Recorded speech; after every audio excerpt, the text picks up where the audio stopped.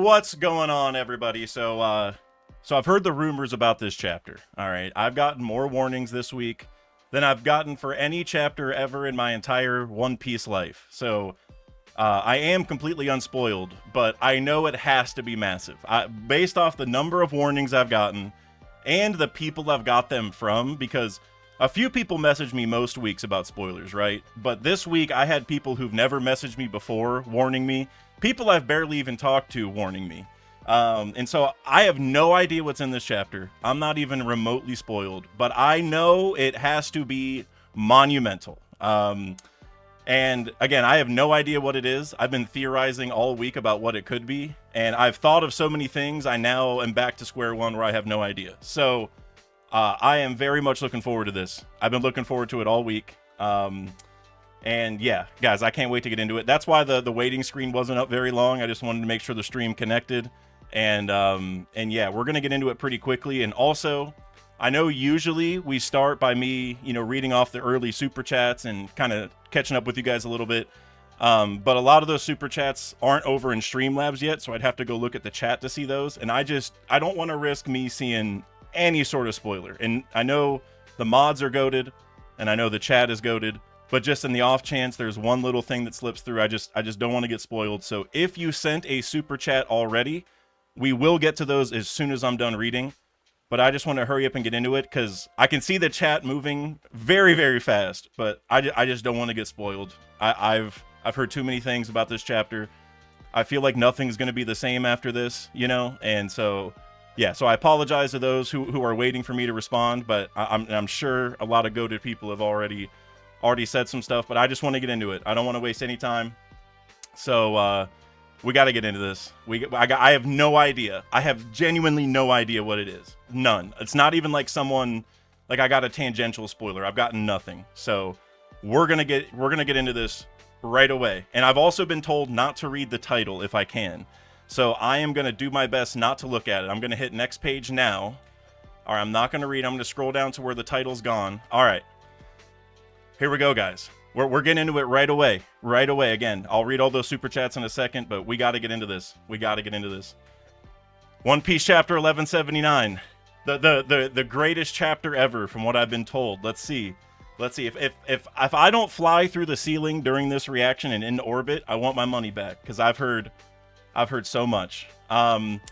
First here on the cover page. Also, I see we're already over 200 people, which is a lot for this early. So this has to be a big time chapter. But cover request by Naoma wants to travel. Ace, Otama, and Yamato taking boar piglets on a field trip to the wetlands. This better not be why I got so many warnings, because there's a boar-related cover page. I know I got my anti-Topman agenda. That better not be the reason that, that I was getting warnings. That better not be it. All right. Now we're getting to the real chapter. Great Emu. Did I hear you correctly? What's Emu planning? The Holy Land, Mariejois, Room of Authority. Surely you don't intend to actually visit Elbaf yourself. Please reconsider. For you to descend to the lower realm, this is no time for idleness. Is this Garling walking in? Okay. We're picking up right where we left off last chapter. I was wondering if, like, the craziness was going to be tied to Emu leaving or if it was going to be something random, but... And I guess I still don't know, but interesting that we're picking up right here. This is no time for idleness. How long can the Holy Land possibly be defended under these conditions? Garling. Shamrock's return seems to have helped quell matters, but we were arrogant to think we could easily stop the lower realm dwellers from using starvation tactics against us. What good are leaders who can't even keep their own troops fed? Very, very true. As much as I hate Garling, that is very true. Our priority should be rallying the military might needed to assert global dominance. Even the former Navy HQ. Okay. We got the Denden Mushi calling. Garling, where's the food? This is no way for a celestial dragon to live. Labophase power plant, Mariejois. Okay, so now we're seeing the Mother Flame up in Mariejois, which is interesting. I thought I told you, York. The Holy Land is currently facing a food shortage. Do you know one of the things that might break this deadlock? And she's saying she's hungry as well. The Mother Flame. If you truly wish to live like a celestial dragon, hurry and produce energy.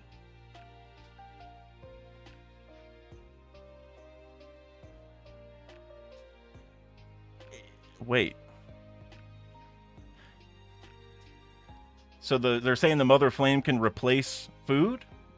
I mean, I know that they have like all these machines that make food. Is that what they're referring to? Like use this energy to power those? I'm not really sure.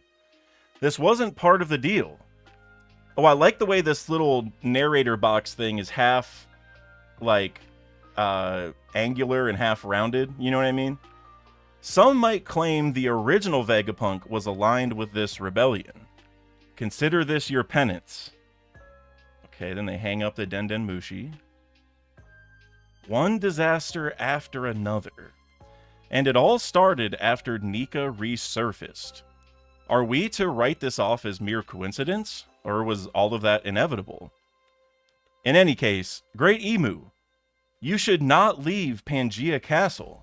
Allow us to dispatch Navy admirals to Elbaf instead. All right, before I continue, it's very interesting that they are really trying to make sure Emu doesn't leave, right? Which, like, I feel like there's a lot of reasons you could point to, but it's very interesting nonetheless, right? That they are like, I don't know, like they're kind of telling Emu not to do the thing that Emu just said they want to do, which like they felt like they, you know, did whatever Emu wanted. Okay, let's see what Oda's cooking here. That won't do. Consider all the other incidents that have arisen. Our hands are tied. In that case, we must once again, Workery. This is no mere coincidence. Arrogance, idleness, negligence, pride. Thou must cast aside these follies at once. All this was inevitable. I'll be back, Rox says.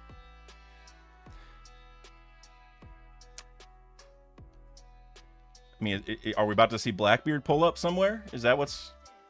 Let me just see.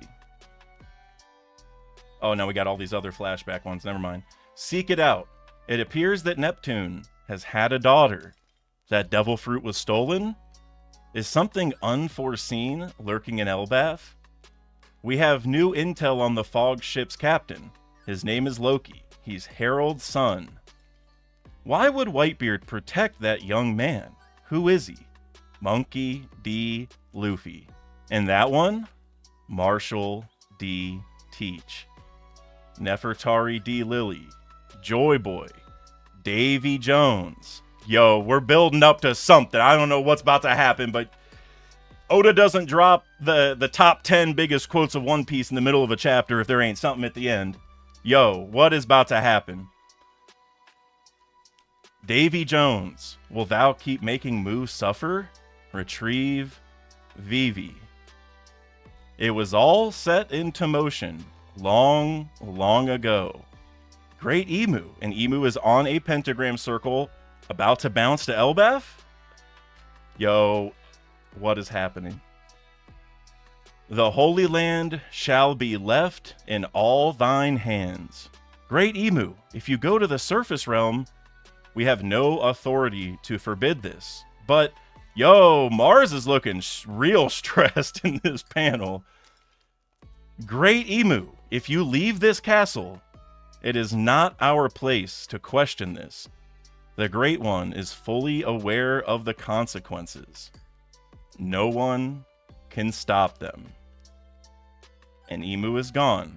And we're getting a shot of Mariejois with some clouds above. I wonder if that's tied to the circle being used. I'm not sure, but yo, what is about to happen? What is happening? Why do they not want Emu to leave? Before I go, I know that there's got to be something big on the next couple pages. I know, but I'm very curious why they don't want Emu to leave. Is Emu like vulnerable now? Is that the idea? Like, is Emu safe while they're up there? I don't know. Elbaf, New World. Haradin, Stanson, West Village, Realm of the Sun. Check it out. One of the demons was trying to put himself back together again, so I Screw you. Don't you dare mess with me. He's still alive in this state? Look, it's like a magnet. Freaky. You're the real freak. Huh. Which is very interesting, building off of the theories last week from that his heart might be like metal or mechanical. And now it's like a magnet. We're about to see Eustace Kid. They called you Gerd. I'll remember that. I swear I'm going to give you a gruesome death. I like that the God's Knights are getting memed a little bit. I don't like that they're supposed to be super threatening and now they don't feel that way, but I do like just like kind of the personality that we're getting a little bit from them, you know? I think you should take a look at this too, Deshu. Is that his thing? Oh, there's the heart. A steel heart. Okay, shout out to all the people that were saying it's mechanical. A steel heart. And him being magnetic is also weird. I wonder if I destroyed this, would he still be able to patch himself back up? And he is freaking out. So we definitely have some Punk Hazard vibes for sure. Because that was kind of the same thing, right? It wasn't a steel heart, obviously, but... Alright, near the Walrus School. Hang in there, Usopp. Brook, all your bones are busted. Want me to turn you guys into cyborgs? Where's Chopper? I won't forget your name, Sanji. You better remember mine. I already forgot. I love that. That is funny. So we got Gunko in the ice still. Someone froze the school? Not quite. Its thermal energy was absorbed, which is kind of the same thing, sort of. Well, this was a bust. All the school's lunch supplies are rock solid and tasteless now. Food. Oh, because Luffy's starving. Oh, I like Ragnar over here too. Getting his munch on. We should give some to Usopp and the others. Hey, all right, Luffy. Even when he's this hungry, he's still thinking of the others. Focus on getting yourself back to normal first. Loki, that person you froze earlier, are they dead?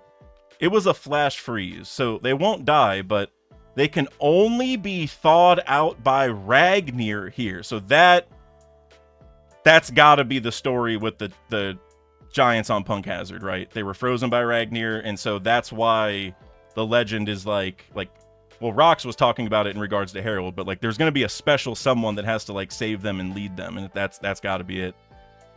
They won't be able to escape at any rate, so don't sweat it. Squeak. I had a comment last week that somebody wanted me to say Ragnar squeaks, and they were right. So we got a squeak there. Huh? What? Okay, so Emu's already here. Got Nami yelling. What in the world is that? That black smoke looks weird. So Emu is pulling up. Also, shout out to the 500 people that are here. I just noticed that. Major shout out to y'all. What am I about to see, bro? Everyone's screaming. What? Look at the sky. Is that a magic circle? And so we got a pentagram in the sky with pillars of darkness or abyss coming down. What am I about to see? Everybody, come here quick. What is this rumbling? I'm right by your side, Nami-san. Zoom. With the music, is this Queen's music?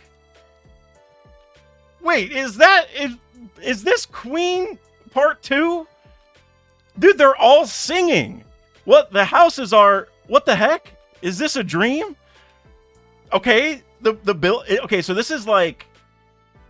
It's Queen's music, but it also reminds me a lot of Big Mom and Whole Cake, right? We got... What are they singing? Dorororon, Wahoo, Dororo, Bororo, Cough, Doom. What it... The forest trees too? Is this another one of their abilities? Dotodon, Dorororo. Now we got a giant strike hitting the castle. Because remember, there was that circle earlier in the arc that the Gods Knights used to get there, but then the Straw Hats went in and also commented on it. So we see some of the kids passing out here, Colin and the others. So conquerors everywhere. What am I about to see, bro? What is going to be on the next page? That conquerors hockey. It's coming from the castle. Hey, isn't this the same hockey from before? And I also, before I go to the next page, I just want to point out, it's interesting. Luffy is in his tired out state. And also Chopper, well, he doesn't really look that tired, but he should theoretically be in baby geezer mode, right? I guess it depends if I guess in theory he could have used an older Rumble Ball instead of the Caesar version, but he might be in baby geezer mode or whatever, but okay, a West Castle interior, throne room. Ugh, cough, cough. Or am I about to see Emu? Am I about to see the actual Emu? Is that what's about to... That would make sense why y'all were so hyped if that's what it is. Splat. Huff, huff. So Emu is bleeding. Emu is hurt from this. And you can see some hockey there. What is happening? So Emu is forming some wings out of their back here. But they're like trembling. Who is that? The Great One? Don't tell me he came here in person. I saw a little something. I'll take a good look here in a second. Don't tell me he came here in person. He also said he, which I think might answer some Emu stuff. Look, there's someone on the castle's spire. Oh my God. That is Emu? World government creator. One of the first 20 ability Devil's Fruit. Asterisk. Akuma or Devil is written here entirely in katakana, whereas it's typically written with kanji for normal Devil Fruit. So this is a very special fruit. King of the world. Saint Nerona Emu. Oh my God. Wow. So that's what y'all were talking about all week. Also, I see Joy Boy Theories in the chat. JB, appreciate you being here for this. Dude, whoa, this. Remember how earlier I said if I ain't freaking out by the end, I want my money back? Y'all are good. Honestly, I feel like I didn't pay enough. It's the opposite problem. Oh man, that's crazy. Wow. Okay, I don't even know what to say. Emu, for one thing, Emu looks badass, and I want to point out a couple things. The face and stuff, and also the horns. I'll comment on that later. But first, see how the ring of darkness, like the God ribbon, whatever you want to call it, it has eyes within it, like other Emu eyes. And then the weapon is like a zigzag scimitar thing. Emu has a devil tail sticking out there. We can see the mark of the Gods Knights on the cape. But Emu has, similar to Loki's horns, right? But they actually curve back forward. Which I don't really know what to think about that. But, holy smokes. What? This is... Yo, I never thought Emu was going to look like this. That is some crazy, crazy stuff. Oh my God. And yo, I gotta say, Oda, it is so awesome that you had Emu spawn and sit on top of the spire like this. That's just so badass for some reason. The Devil's Fruit. And that's different than typical devil fruits. So there's something special with Emu's powers for sure. Yo, I have no idea what to even say about this. Aura. Everyone's saying aura in the chat. Yeah. That Oda knew the assignment. You know, Oda knew he had to deliver, and he did. I also got to point out a few other things I just noticed. Emu's belt reminds me of like Loki's belt / Rox's belt / Kid's belt, oddly enough. And whenever you think about that in combination with the horns, it feels kind of Loki-esque in a way, right? But then also, the hair also makes me think, I don't know, I was going to say Lunarian, but it's also, there's a lot of curls in it, so I'm thinking like Gear 5 hair a little bit. But I feel like that might be Lunarian, because it looks like Emu has darker skin as well. So is Emu a Lunarian? Is that what Oda's having us think here? Also, their staff, I guess it's a staff. I don't know what this weapon is. The zigzag scimitar thing. It's also got the darkness coming out of the other end of it, which is very cool. My God. Oh, this is the craziest. This is insane. This is insane. Izanami, I saw you say the skin's either dark or red like Cartoon Devils. I like the red idea too. I feel like with the white hair, Lunarian's probably where like maybe a little more likely, but red's also cool just for like, so it's different, right? So it's like a new thing. So Emu's kind of special, but either way, man, this is what y'all were talking about all week. That's crazy. All week I was getting these warnings, and I see why. It makes sense. I'm a little surprised Emu showed up this quick, I gotta say. I did not think it would be literally the next chapter we'd get the reveal of Emu's face. Oh my God. Now, another thing I'm curious about. So, Emu being all tired like this, right? Like spitting up blood and like it seems like struggling to transform and all that. I wonder what that's all about, right? Because you can even see Emu have some blood on their mouth here whenever we see them. So obviously it like hurts Emu or something to go down there, right? Like to leave the Holy Land, or maybe it's, I don't really know what it is. But wow. I'm stunned. I am genuinely stunned. This is what y'all were looking at all week, man. It makes so much sense. Ha-O-100, he said he's cursed to stay in the Holy Land. It does kind of feel that way, right? Like he's not allowed to leave for some reason, and he did, and so that's why he's like getting punished for it.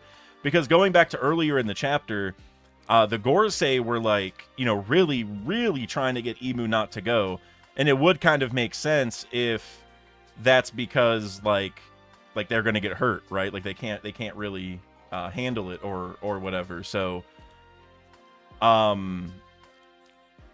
wow, guys. Well, real quick, major shout out to everyone who warned me about this, so I stayed off the internet. I'm so glad I wasn't spoiled on this. And then also, what was I gonna, and just what else? Oh, and shout out to everyone who's been waiting for the super chats and stuff. I am going to be getting to that very shortly. I was thinking about that throughout the chapter.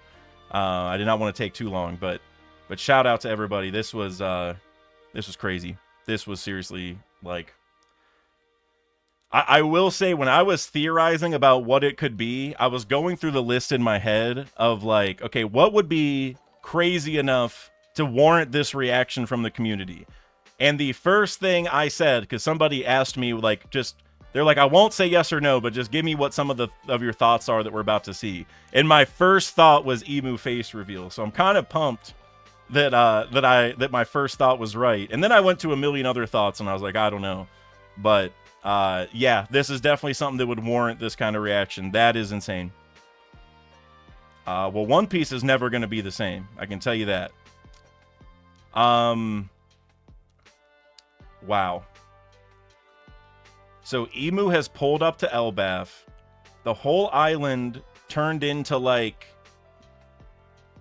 I don't even know what to call this. Like, obviously it's just like Big Mom and the homies and stuff, but it's different too, in a way. And so obviously Emu has like infused this island with life or soul energy or something to that effect, right? Which Domi Reversi Emu brought up that you have to use some of your lifespan, so it would make sense there's a Big Mom connection here too. Oh my god, guys. I can't stop looking at the panel of Emu. I gotta be honest.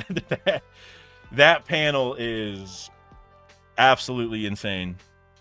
Emu sitting on top of the spire, like, that is the definition of aura. Like I said, Oda knew the assignment, and he delivered. He absolutely delivered.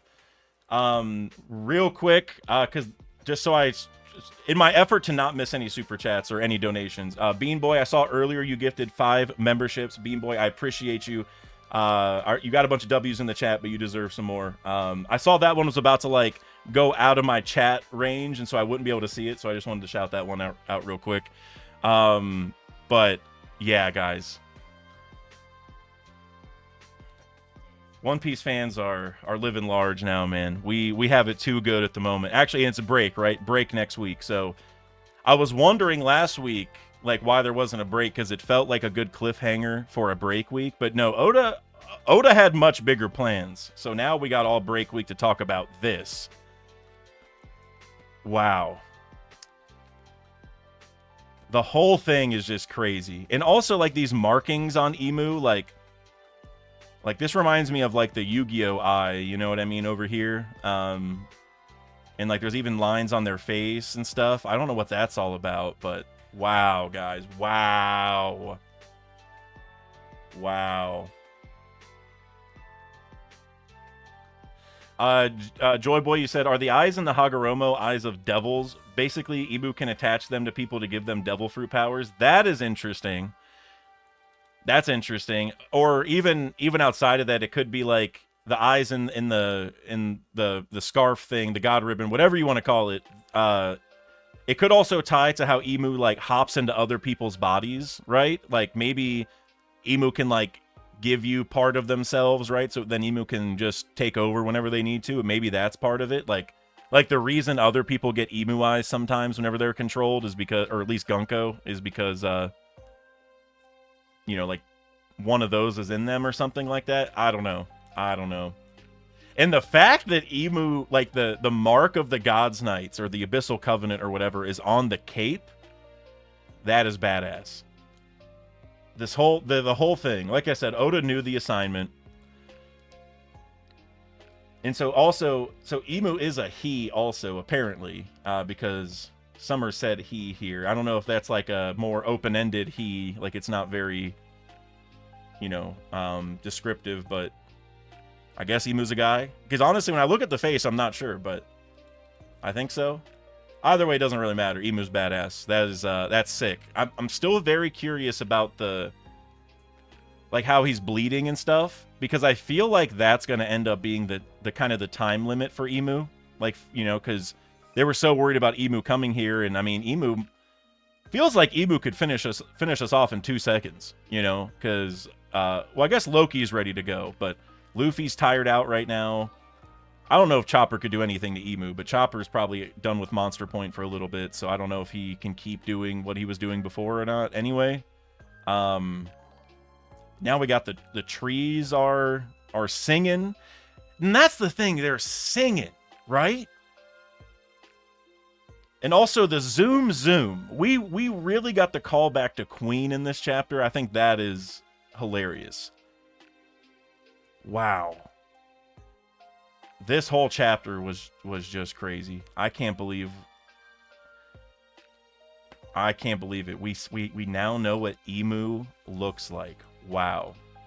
One of my buddies is he's starting to read the manga. Like, he got caught up on the anime, but he's still reading the manga to get all the way caught up. And I've been telling him, like, dude, crazy stuff's happening. You don't want to miss it. And tonight, I'm about to watch the Cavaliers game with him, and I'm just going to be sitting there like, obviously I'm not going to spoil him, but I'm going to be sitting there like, man, I know what Emu looks like. I need you to get caught up right now so we can talk about it. You know what I mean? Like, he's just moments away, or I don't know, he's probably over 10 chapters, but he's not that far from seeing the craziest stuff ever. Wow. Again, shout out to everybody for not spoiling me. Maybe some people tried and I just avoided it, but it didn't feel like I had to dodge them that hard. So shout out to everybody for that. Wow. Wow. I don't even know what to say. I'm out of words now. I'm out of words. I was honestly out of words at first, but now I really am. This is crazy.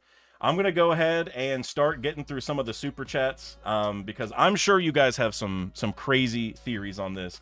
And if any mods would please, if you can, let me know as I go through this, if I miss any member donations, because those aren't as easy for me to find on like the back end of YouTube. So I shouted out Bean Boys. I'm sure there's some others. So if anyone can let me know if I miss them, just let me know. But for right now, I'm gonna get through some of the super chats, because well, we got quite a few. So shout out to you guys for that. First off, from earlier before we even started, Kush Daddy. F the Police or Straight Outta Compton by NWA. You know this is my favorite question every week, or at least the music question in general. Both are great. Both are great. I'm gonna go Straight Outta Compton, because, well, I was gonna say because I'm a little more familiar with that one, but honestly, I've listened to them both a lot, so I don't really know. I like them both. I'll go Straight Outta Compton, but I don't really have a good reason, to be honest with you. Quanidin. 20 out of 10, 30 out of 10, 50 out of 10. I don't know what to consider this chapter. Strap in, Dak. How's your day going so far? Well, I know you asked me that before, but now, I mean, it was going great before this. Now, I don't even have words for how the day is going. This was insane. You're right. 50 out of 10. That's emu reveal is easy. Scale changer for sure. Right. So here, yeah. I mean, well, we got to see what's coming up next. You know what I mean? Because like the emu face reveal is dope, but what's coming after this? And actually, shout out to Eden's Blue. I don't know if you're in the chat, Eden's, but we were texting about this. Where was I going to go with that? Oh yeah, you brought up that at the end of the chapter, you said the thing I want to know, because he didn't spoil me, but I think he knew what happened at the end. But he said that what he's really looking forward to is what comes after this. And I completely agree with that. Because, I mean, this is hype. This is aura personified, greatness personified. But I gotta know what happens next now, right? I want to see Emu throw hands. Because we've seen Emu kind of throw hands, but not really, right? Because it wasn't really Emu. Now what's about to happen? Like, I don't even know what Oda can do here. Like, I feel like Emu's about to just cook everybody, you know what I mean? So yeah, man, chat scale rating has imploded for sure, Kuya. John Stoops with the $2. All I can say, get ready. 15 out of 10. I wasn't ready. I tried preparing myself all week. I wasn't ready, John. I was not even close to ready. Bushido, you got a few super chats here in a row. I appreciate you, brother. So Gerd calls Summers a magnet and the heart is made of steel. This is it. This is Kid's time to shine. He can mess the Knights up. I think you're right. And, you know, I think, I know you're at least aware of my agenda, and other people have brought this up too, about the Kid just has Shanks and Shamrock confused. And so maybe Kid's final boss, or, you know, his main rival that he's really going to go after is Shamrock, because he's going to find out that's who he's supposed to go after. And maybe now we're going to see Kid actually mess Shamrock up. I don't know. But this is definitely Kid's time to shine. If we were looking for a way to get Kid back into the arc, this is it. And it would be really crazy if Kid showed up now to help us against Emu. That would be... Oh, man. The Kid fans would be eaten for sure. Then for €2, you said plays hard metal guitar solo for this entrance. Yeah, I'm very curious what the Emu OST is gonna be. Is there an official Emu song already, like soundtrack? I don't think so. But we're gonna have to make a new one for this either way. I don't care if there's one already. We need a new one, and it's gonna be crazy. And I think you were talking about for kids, I assume. But I'm thinking about emus. We need emus. Like, I don't know what it's gonna be. I mean, it's gonna be some dark, like, it's going to be like some evil, there's definitely going to be like an organ. It's going to be like church music, but like demonic. You know what I mean? That should be Emu's intro. But then right afterward, we can get the hard metal guitar solo for Kid, saving the day for sure. Then Bushido again with the €5. Theory time. Emu is weak. His body can't last outside the castle. This is why he wants Law's fruit. He can use shambles to get a new body. Emu is Lunarian. Yeah, I definitely think that Emu can't last that long outside of the Holy Land. I'm not sure about all the other stuff, just because, like, I don't know. I don't know. I feel like this situation is just really hard to read right now, you know? And, like, with the way Emu looks, I don't know. I feel like, even for Oda's sake, he probably wants Emu to stay in this body because it looks so badass. And also, like, if Emu was to hop in a new body soon, then we're kind of leaving this cool design, you know, to the wayside. So I don't see Emu getting a new body soon, although I do think that he can't really, like, stay outside the Holy Land very long, which might be how we survive this. We just have to wait till he goes back willingly, or he's forced to because he passes out or something. It would be really crazy if Emu got too tired and passed out and we just kidnapped him. Like, we, you know, held him hostage like Caribou or something. That's like, I don't even know if I want that to happen, because that would just, I want Emu to be, you know, just aura pilled to the max, but that would be kind of funny. And Bushido with the €2. Oh my god, he's hot. Like the Squidward, right? I think it's Squidward. Yeah, I mean, Emu looks badass. It's crazy. It's genuinely crazy. Adam L with the $2 super chat. Those eyes don't lie. Mihawk upscale. Yeah, I guess that kind of depends. Like, yeah, like, did Emu always have eyes that look like that just from, like, their bloodline? Because if so, then yeah, because Mihawk does have similar ones. And yes, Mihawk in the anime, they're like yellow, but in the colored manga, they're red. And I genuinely don't know why there's the difference. You know, the theory pilled agenda there is that it's because Oda doesn't want people to make the connection to Emu, but there might be another reason. I don't really know, but insane. Absolutely insane. Genuinely insane. Always Sunny in Eni's Lobby with the $2. Loki is Kaido 2.0. Emu is Enel 2.0. Yeah, and I mean, it's funny because, like, looking at Emu's horns here, I almost want to say Emu has some Loki or Kaido, you know, aura to them as well. But it's definitely, I don't know, Emu is Enel 2.0, but also Big Mom 2.0, right? Like, seeing the whole place turn into like a demonic Whole Cake Island, that's just crazy. Which makes me wonder, and this I think is a little bit crazy, but, like, could Big Mom come back and help us out here? Because, like, we're wondering where Big Mom and Kaido are. Big Mom has all sorts of ties to this island. Like I said, Luffy's tired out. Chopper should be in baby geezer mode. We might need some help. I don't know, man. I don't know. Kaido and Big Mom return. Somebody's got to come here and help us, don't they? Somebody. Eustace Kid? It'd be crazy if Kid was actually the savior. I don't know if it's going to be him, but... Plume Black Hat, you said maybe Shanks. Maybe Shanks. Maybe Shanks. This would be a good time for Shanks to show up, wouldn't it? I actually really like that. If there was ever a time for Shanks to show up, now's a damn good time. I've never really been on the agenda that Shanks is going to return to Elbaf because he just left and it just felt kind of weird, but bro, this would be the time. This would be the time. Joy Boy, you said Zay ha ha ha. Blackbeard rolling up to help, not even to help, but probably to, like, take Emu's powers or something, right? Or to kidnap him or something. Lot of options, man. Lot of good options. Bring my boy Urouge back. See what Urouge can do. I'm waiting for him. He might be up in the heaven realm watching this, like, damn, they need some help, don't they? And then he just goes down and just one-shots Emu. Sign me up.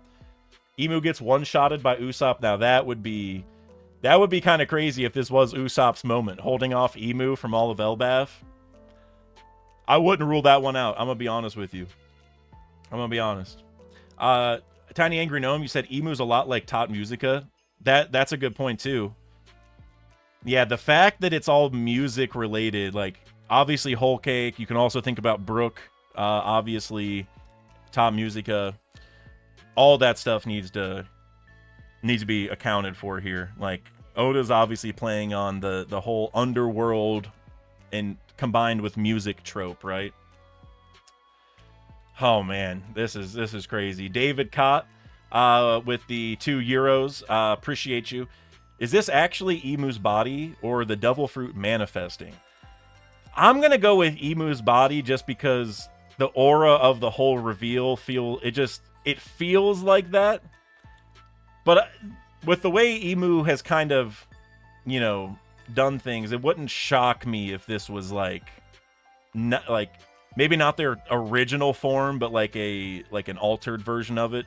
And one thing to maybe point towards that is, like, if you look whenever Emu got here, Emu had to like pop those wings out with the darkness, right? And like they're like screaming and stuff. And so maybe you could reason that like this is just a form that Emu came up with and likes to use. But either way, I mean, I feel like we should assume this is Emu's, you know, true body, but I guess there is a chance that maybe it doesn't quite look like this and Emu's just making it look more badass than normal. It is possible. And like you look at the white flowing hair, you could almost argue that this is like the awakened version of Emu, like because Emu has the devil's fruit, so maybe they do look different than this. I think it is possible, honestly. But at a bare minimum, this is definitely like Emu's like true body now. Like even if they ate the fruit and they're awakened and this is like a zone situation, I think we're just looking at like the altered original body, so it's still close to the original, I would say. So I don't know. I kind of convinced myself that it may not be, but I think we should probably assume this is the real Emu for now, I would say. John Stoops, WTF is he? He's got ancient giant horns, but in the second to last page, it also looks like he has wings too. The celestial dragons are usually pure blood, not him though. That's an interesting point, John, actually, because he does have ancient giant horns. But then you also look at like some of the other features that appear to be like Lunarian. And so if he is already, you know, tied to two races that the government has, you know, either tried to kill off or just didn't really want to partner with that much, you know, and I'm like, I mean, I guess they did with Harold, but not that much before that, right? It's like they weren't affiliated with the government. So for these types of races that the government has kind of been against, or at least not partnered with, for Emu to represent them is very interesting. Because they're supposed to be pure blood, like you're saying, but he is not. That is a good point. That is a good point. I wonder how the Celestial Dragons would feel about that. Sam Fisher with the $5. Legit, I think the only times One Piece might get bigger hype than this is the Joy Boy design reveal, the One Piece reveal, and the final chapter.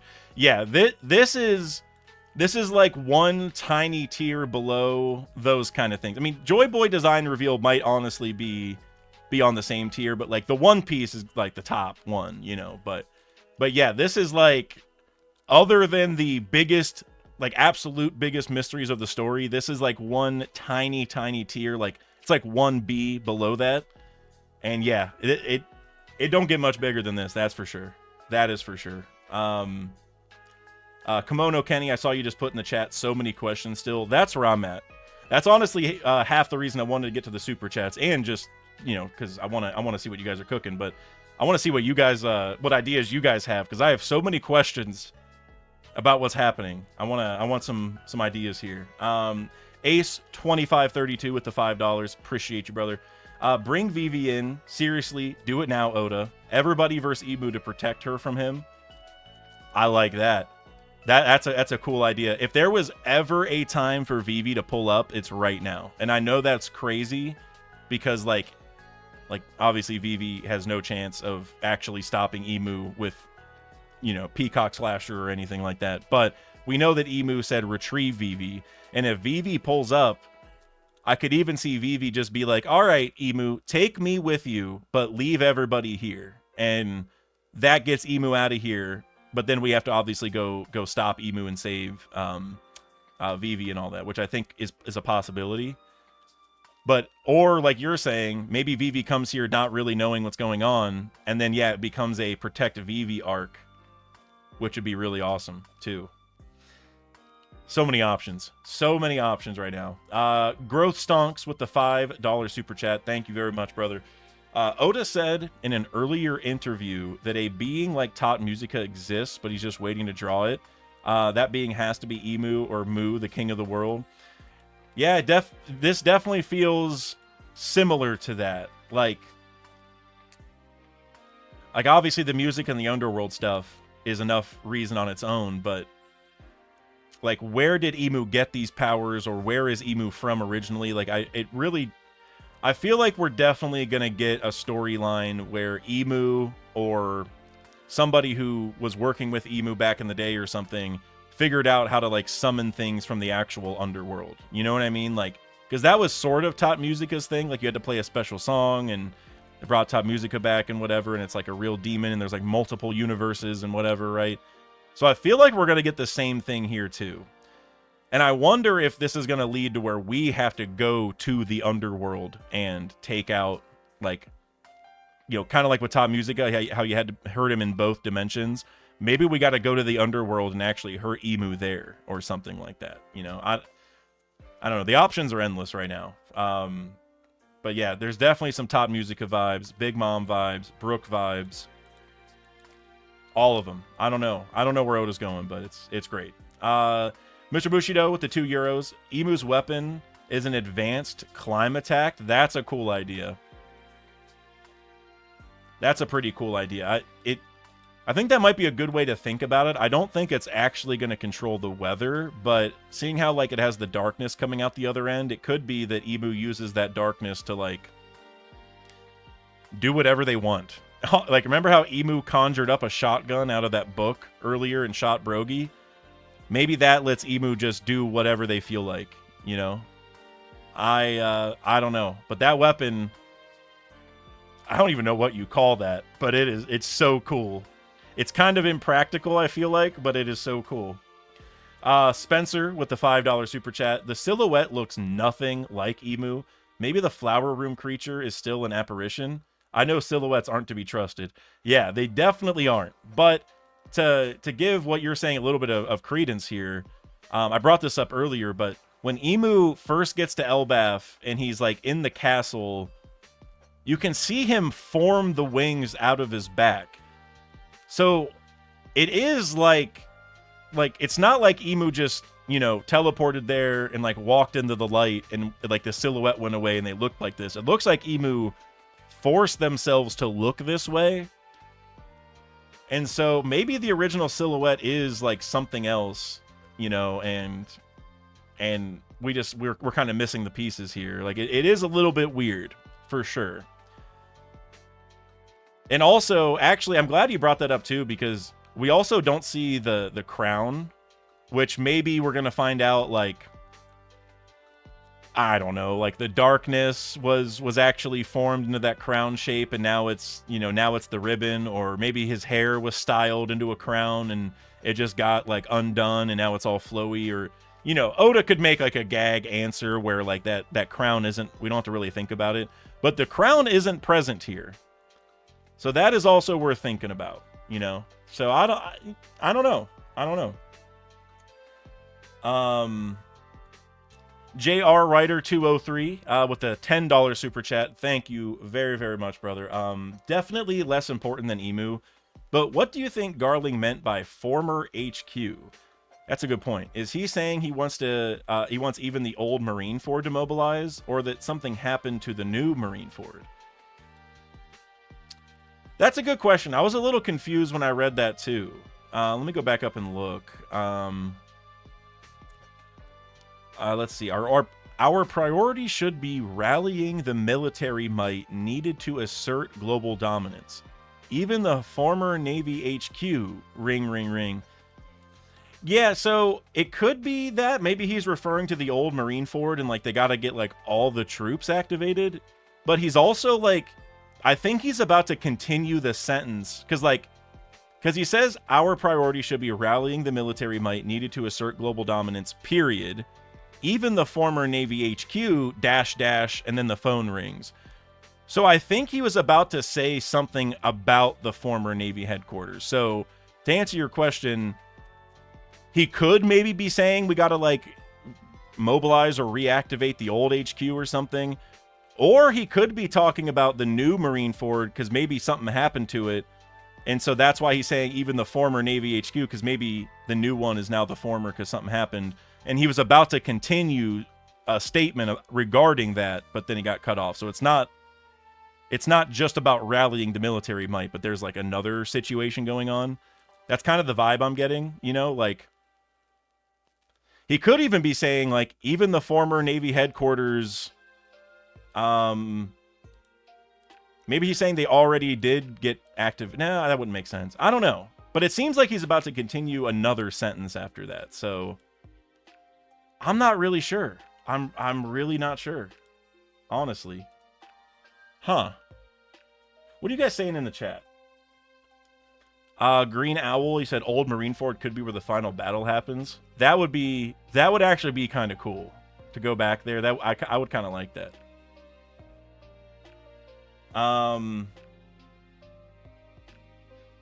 Let's see. Ultimate Power, he said Old Marineford isn't headquarters anymore, but still an active base. Right, because it says former Navy HQ, so yeah, so it's probably the old base. So like he might just be saying like let's activate them, but like I said, he's continuing. He was going to continue that sentence and say something else. So it makes me wonder that like that's just, it's not even about like rallying them. It's there's a whole other situation maybe with them that we're just not privy to. Former Navy headquarters fleet admiral, maybe a Kainu quit. Crap Cafe said. Major shout out to Crap Cafe, by the way. Thank you for being here. And it's, man, I'm honored that I got some goated creators here in the chat. That's how you know the chapter's big. When creators are in other creators' chats, that's when you know there's too much going on. Crap Cafe, this chapter was absolutely insane, my dude. Insane. But a Kainu quitting would be cool. Or it could even be something about like some of the, well, I was gonna say maybe some of the Marines broke off with a Kainu, and he's like gonna say like we gotta get the former, like those people back on our side or something. But even that I don't think really makes sense yet. I do want a Kainu to either act out or at least voice his, you know, opinion here about what's going on, because he kind of did that before a little bit, but I like that idea that he's going to kind of like be a thorn in their side a little bit. So maybe that's where it's going. I'm not sure.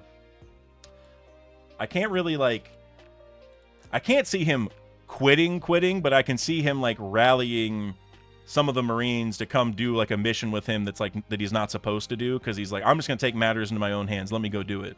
That I feel like is more a Kainu speed, you know, like he wouldn't quit. He would just be like, I'm going to keep this job, but do it differently. Sort, you know? So, I don't know.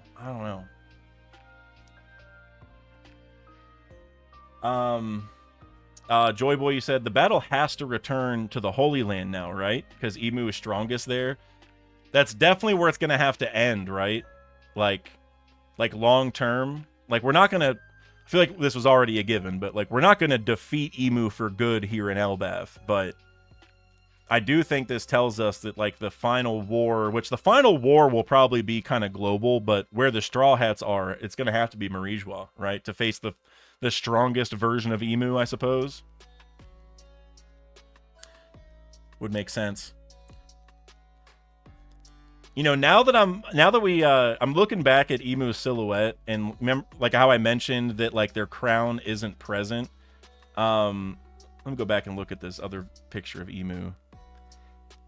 I don't think this is the case, but maybe the crown is the weapon. Like, the points don't make sense because, like, it's zigzaggy at the end. But I was scrolling down, and one of those Emu panels that we see before they leave the Holy Land, you can kind of see there's like a little knob at the base of the crown, right? It kind of looks like a guard on a sword. I forget what it's called.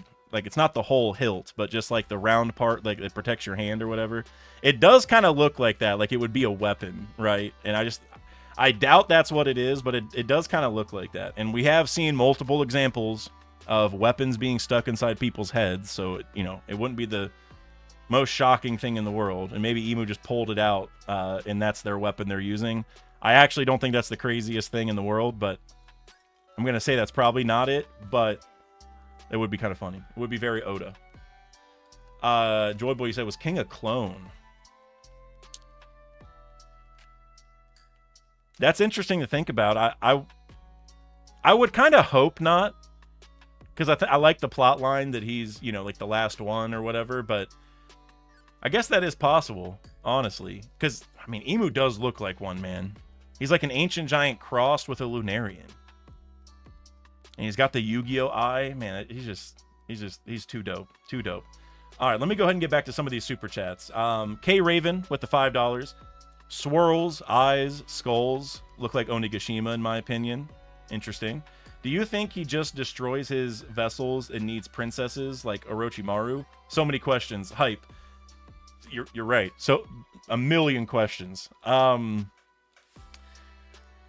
don't think he destroys his vessels. Like, I guess it depends what you mean by vessels, because like seeing him in this body, at least in my opinion, makes me think that he doesn't really have vessels like everyone was saying, you know, because I think there's been a really popular theory for a long time that like Emu wants Vivi to hop into their body, and Emu might already be in Lily's body and all that kind of stuff, right? The fact that Emu looks like this doesn't, it makes me think that Emu does not have vessels, and this is just Emu's body.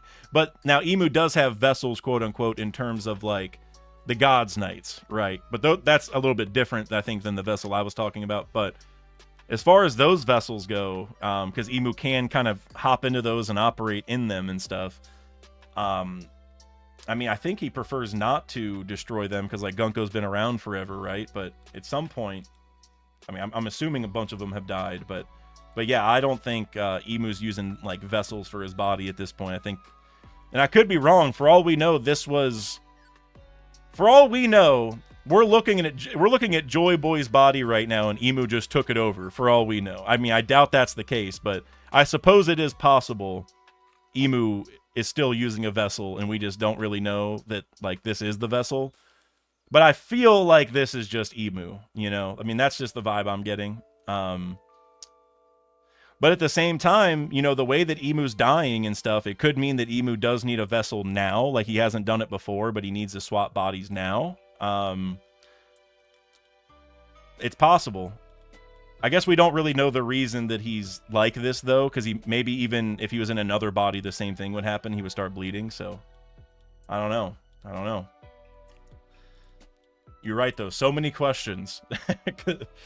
Oh my gosh. I'm definitely gonna do a video on this chapter. I have a bunch more super chats to get through, but I'm gonna do a video on this for sure over these next couple days. I don't really know where I'm gonna go with it. It's just gonna be probably a quick reaction review sort of thing, but I got so many questions to think about tonight to throw in that video. Like, all night tonight, I'm just gonna be thinking of connections or just things that are worth mentioning, because, like,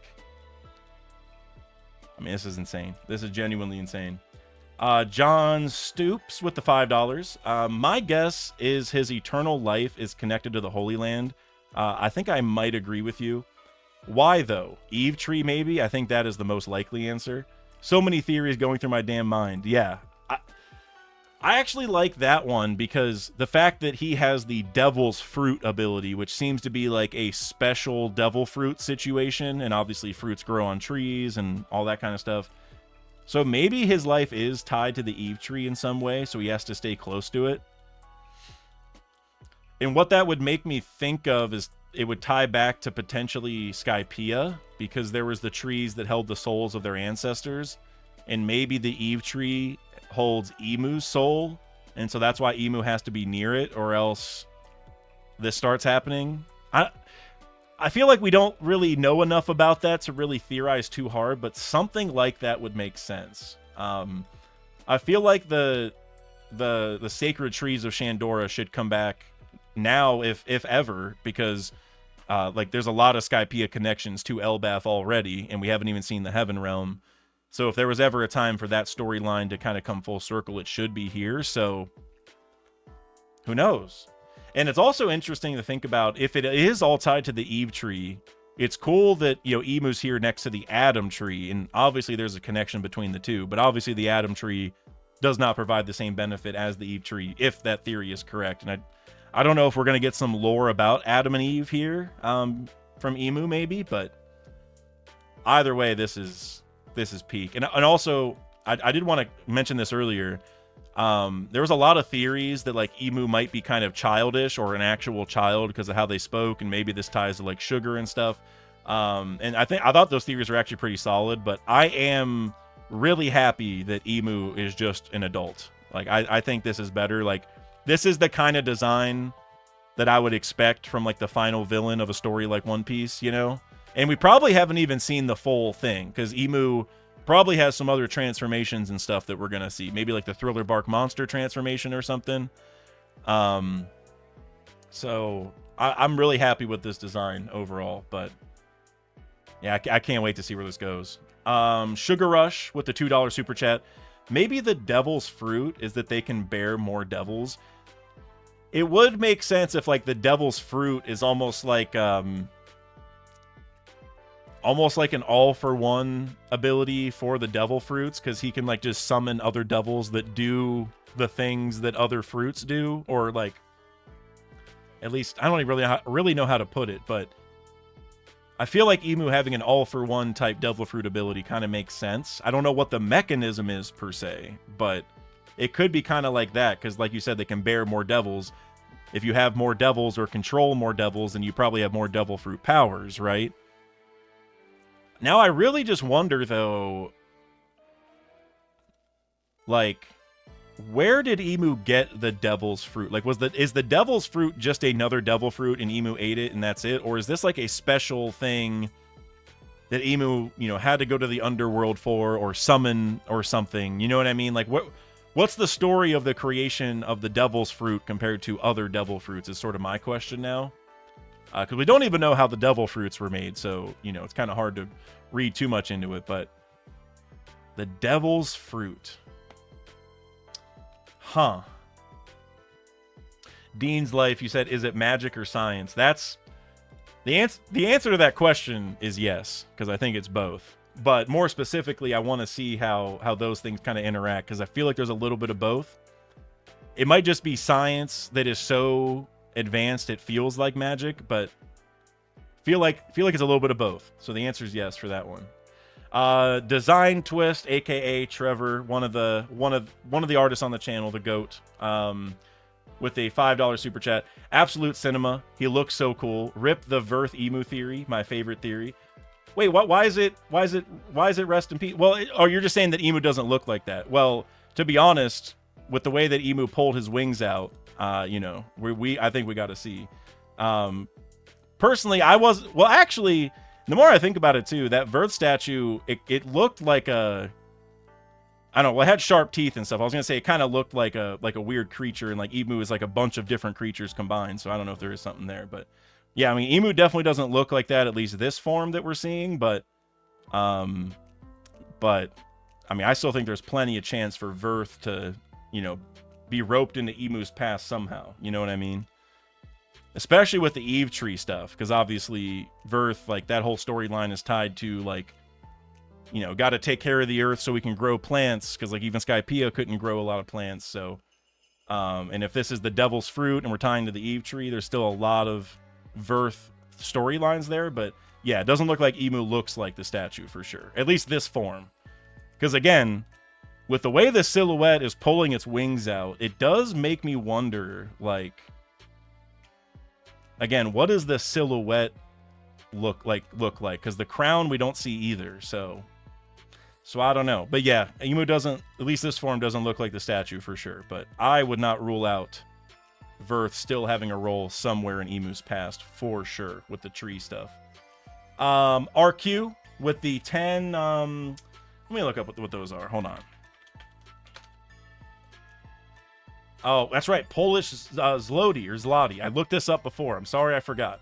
But with the 10 Polish Zloty, I don't know how to pronounce it. But check chapter 906, last page, Doflamingo speech. All right, let me pull this up real quick. Actually, let me get a nice colored version. 1 second. So 90, let me see. Is that when we first see Emu?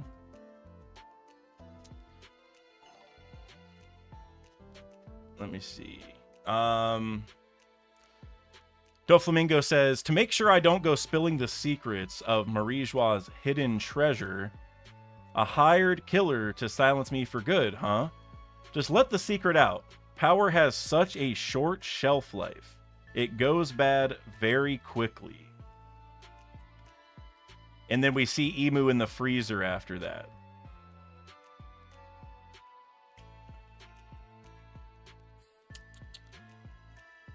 So the fact he says it has a short shelf life and it goes bad very quickly, is that maybe tying to how Emu is, like, coughing up blood and stuff? Like, because Emu can't be there very long, or Emu will die if they're out there? Is that maybe what it's going to?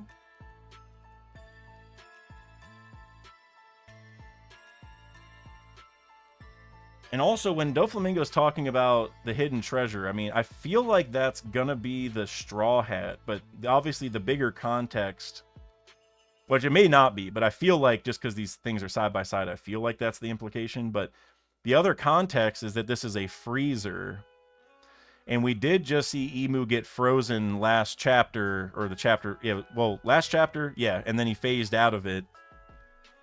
So it also makes you wonder how that ties into it. Like is Emu's body typically frozen somewhere, but now he borrowed it for this, and like, so he can only use it for a little bit of time because that body normally should be like not alive anymore, or like it's near the end of his life or something? Is that, I don't know. I have no idea what's going on.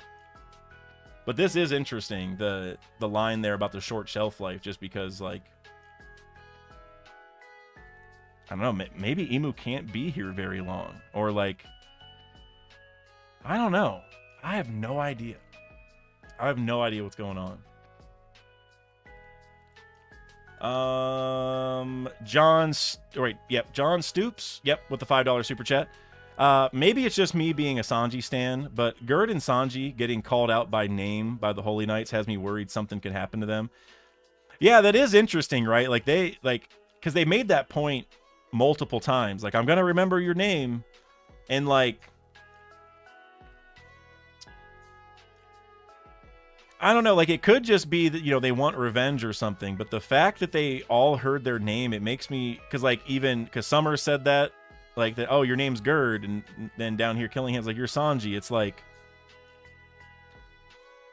yeah, like, I don't know what it's, like, does the fact they know their name matter?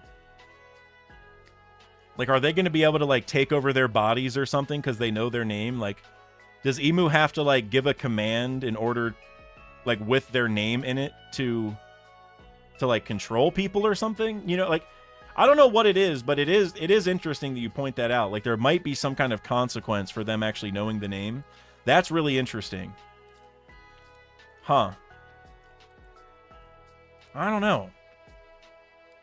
Crap Cafe, you said bigger bounties. At least that. Because also we do have the plot line where Sanji's bounty is, you know, he's like 4th now, so it needs to go up. So that's probably going to be part of it. He'll probably get above Zoro after the next bounty update. That might be it. But I do think there's, like, more to it. You know, like, there might be some kind of downside. Like, they can get controlled. I don't know. But at least the bounty upgrade for sure, because we got to get Sanji's up to, you know, keep the bickering up for sure.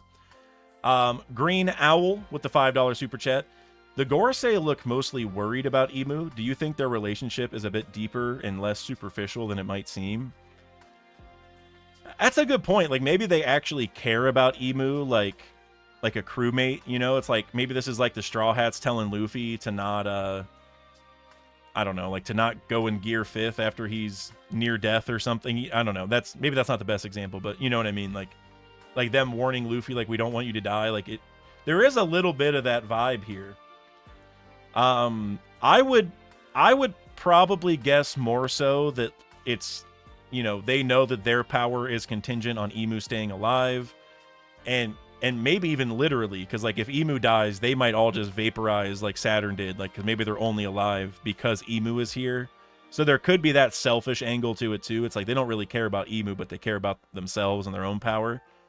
But I would like it if it's more of a crew thing, like they genuinely care. Like, maybe they went through a lot in the past, and maybe the last time Emu left the Holy Land, some really bad stuff happened.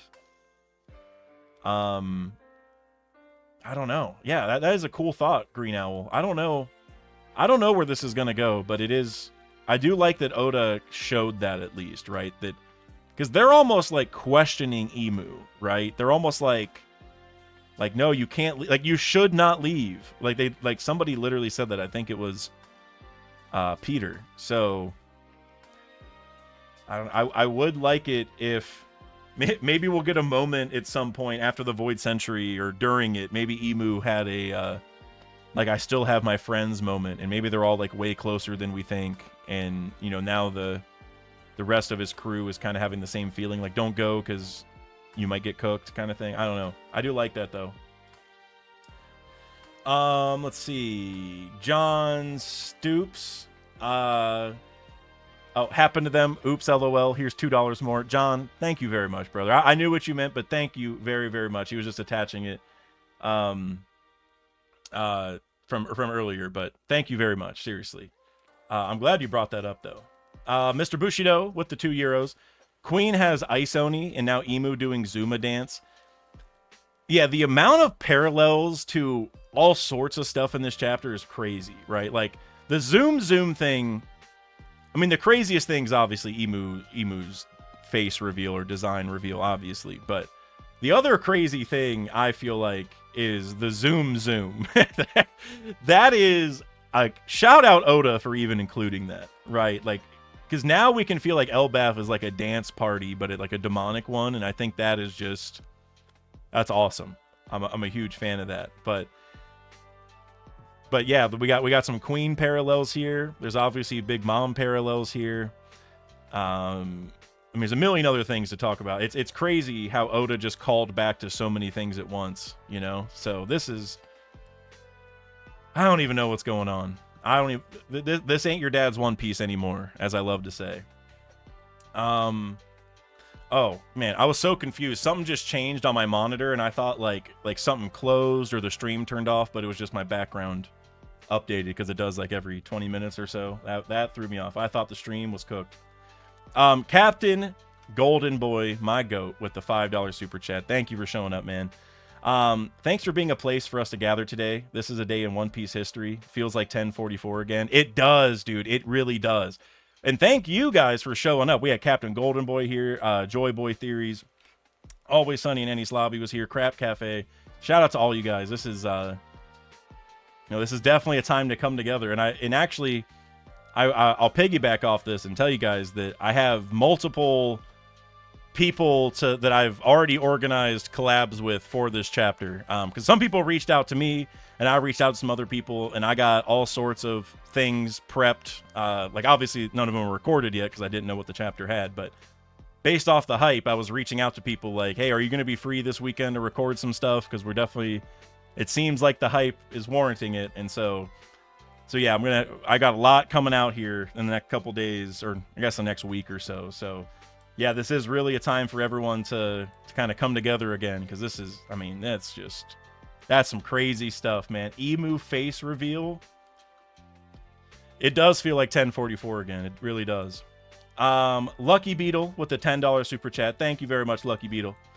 Daxake, it's been a minute. Do you remember your video with King Recon about who the Straw Hats fight first? Now you got your answer. Luffy versus Akainu, then Blackbeard. Do a video. Joy Boy is Luffy's ancestor. So wait, what? Wait, I'm a little confused. Why is Luffy gonna fight Akainu first? Based off this, are you still in the chat to explain? I hope. I'm not sure where you're getting Luffy versus Akainu from. Maybe I'm just missing something. I don't know if it's the conversation from before. But I definitely think. Or did you mean Luffy versus Emu, then Blackbeard? Did you mean Emu, not Akainu? Maybe you meant Emu, because like it does say like it ends in I-N-U. So I don't know if you meant Emu, because that would make more sense. Because it looks like we're gonna fight Emu now and then Blackbeard. So maybe that's what you meant, because that would make sense. I mean, but we're not gonna finish Emu here, right? I mean, I'd be beyond shocked if Emu lost right after we saw their face, you know. I mean, they might lose in quotes, but they're not gonna like be defeated, right? But no, I didn't. Emu, then Akainu, then where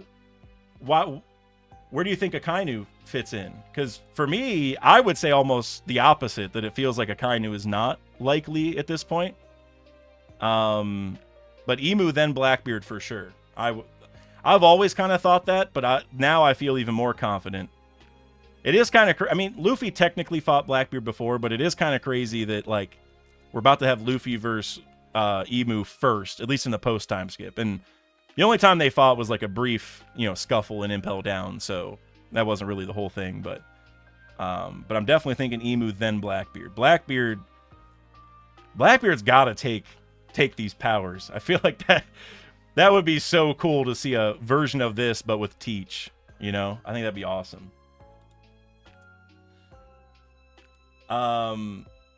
Lucky Beetle, he said Blackbeard's last, Oda saving Teach for last. That I definitely agree with. That I feel very strongly about that, for sure. And like I said, maybe Blackbeard's going to take these powers, and we're going to get Demon Blackbeard.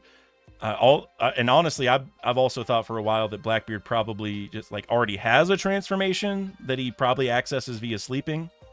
And so he might already have something like this, which could be its own cool storyline. I don't know where exactly, you know, that would go, but definitely Blackbeard last. I'm still kind of a believer in like Sabo versus Akainu, but I mean, I also want to see Dragon fight Akainu, but I don't know. But Sabo obviously has the flame fruit, right? So that always makes a lot of sense. But Blackbeard last for sure. Blackbeard last for sure. Lucky Beetle, you said that is cheating. Were you referring to Blackbeard getting a form like this? Because it would be, but that's Blackbeard's thing, you know? That's Blackbeard's whole thing. Stack the deck as much as possible. And then Lucky, you also said Joy Boy's Luffy's ancestor, right? I mean, I hope not. I don't know if everyone else feels the same way, but I hope not, because I don't like the whole direct lineage thing as much. Like that's why I really like Inherited Will, and why I like One Piece in general, is it's like kind of random. They're not really random, but somewhat random people can pick up your will. You know, it's not just your kid, and I would even argue that, like, not always, but a lot of times Oda's even shown that being related means you go against that will to a degree, right? Like Ace and Roger's a good example. You could even say like Sanji and Germa's another example, right? But now the other Germa kids do act like Germa, so they'd be an example of the opposite. But Oda's shown a lot of times that like being family doesn't mean you're going to be the same, right? And so I personally hope they're not related. But I'd be lying if I said it was impossible or even like unlikely. You know, that's definitely something I wouldn't be that shocked by. Doron, you said I'm out on Nepo piece. Yeah, that's another thing, is we've had a lot of Nepo piece before, and I don't know. I personally would prefer they're not, but like I said, I wouldn't be shocked if they were either. So I guess we'll have to see, but I don't know. I hope not, but Chinho Wong, you said Ace will have a son coming soon, Dak. Ace will have one? Like, as in, like, the son isn't here yet, but he is going to show up? Now, I'm curious how that would work. If the son isn't here yet. Did Ace knock someone up that's been holding the baby for 2 years just like him? Which, honestly, I don't even think that's what you meant. But that would actually be kind of fire. If Ace had a kid, but the mom was doing the same thing as Rouge, I actually like that. I actually really like that. All right. K Raven with the $5 super chat. Usopp has to be a Davy. I agree. Ain't no way anyone else could have baited Nerona Emu to kill themselves by leaving the homeland. I didn't even think of it that way. But that is kind of funny. Usopp has kind of caused Emu to hurt themselves in a way. That's actually kind of funny. I do agree that Usopp's a Davy, though. For sure. Excuse me. I do agree with that. Mainly because of his hair, because like he should have an afro, but like obviously he styles it and stuff, so it doesn't normally look like that. But it reminds me also of like Blackbeard, because his hair doesn't look like an afro now, but when he was a baby, it definitely was an afro. And you know, I got all sorts of afro theories, but you also go back to the Davy back fight. Luffy wore an afro during the Davy back fight. I bet you Davy Jones has an afro. Which even if the One Piece is not an afro, if Davy Jones has one, I'm still going to be really pumped. I want the afro to matter. So I'm with you. I'm with you on Usopp being a Davy. And that's also just like for his character, that'd be awesome, I think. It'd be a really, really cool. Debus with the Canadian 279. I need this emu on a card now. OP 17. I would be shocked if we see this emu in OP 17. I'd be shocked. For any of you guys in the TCG out there, OP 17 is an Elbaf set. It comes out in August, I think. There's a simultaneous release here in Japan, which is very cool. But it's going to be an Elbaf set, so everyone's wondering what the big cards are going to be. I'm thinking Loki manga rare and Rocks manga rare, but this emu, that's like the anime would be too far away. You know what I mean? Like, they'd almost be able to wait till the next anniversary set in OP21 and have this emu card in that set. You know what I mean? So I think they might wait. Because they have enough for Elbaf right now. Give us a Loki manga. Give us a Rocks manga. There's plenty of other options. Do Dorian Brogy if you want. But hey, Debus, if you wanna slap this design on a card, I think hella people would be buying that. Although I will also say, for anyone who plays the TCG, it would be kind of degenerate to get a proxy of this emu card and use it in locals, because there is an emu card that's really good.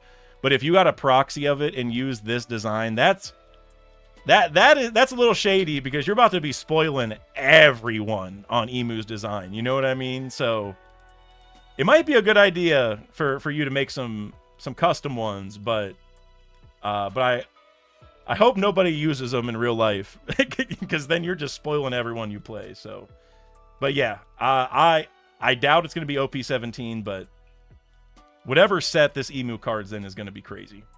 Hiji F Baby with the $2 super chat. We need an emergency reverie during break week. You are right, Hiji F Baby. You're right.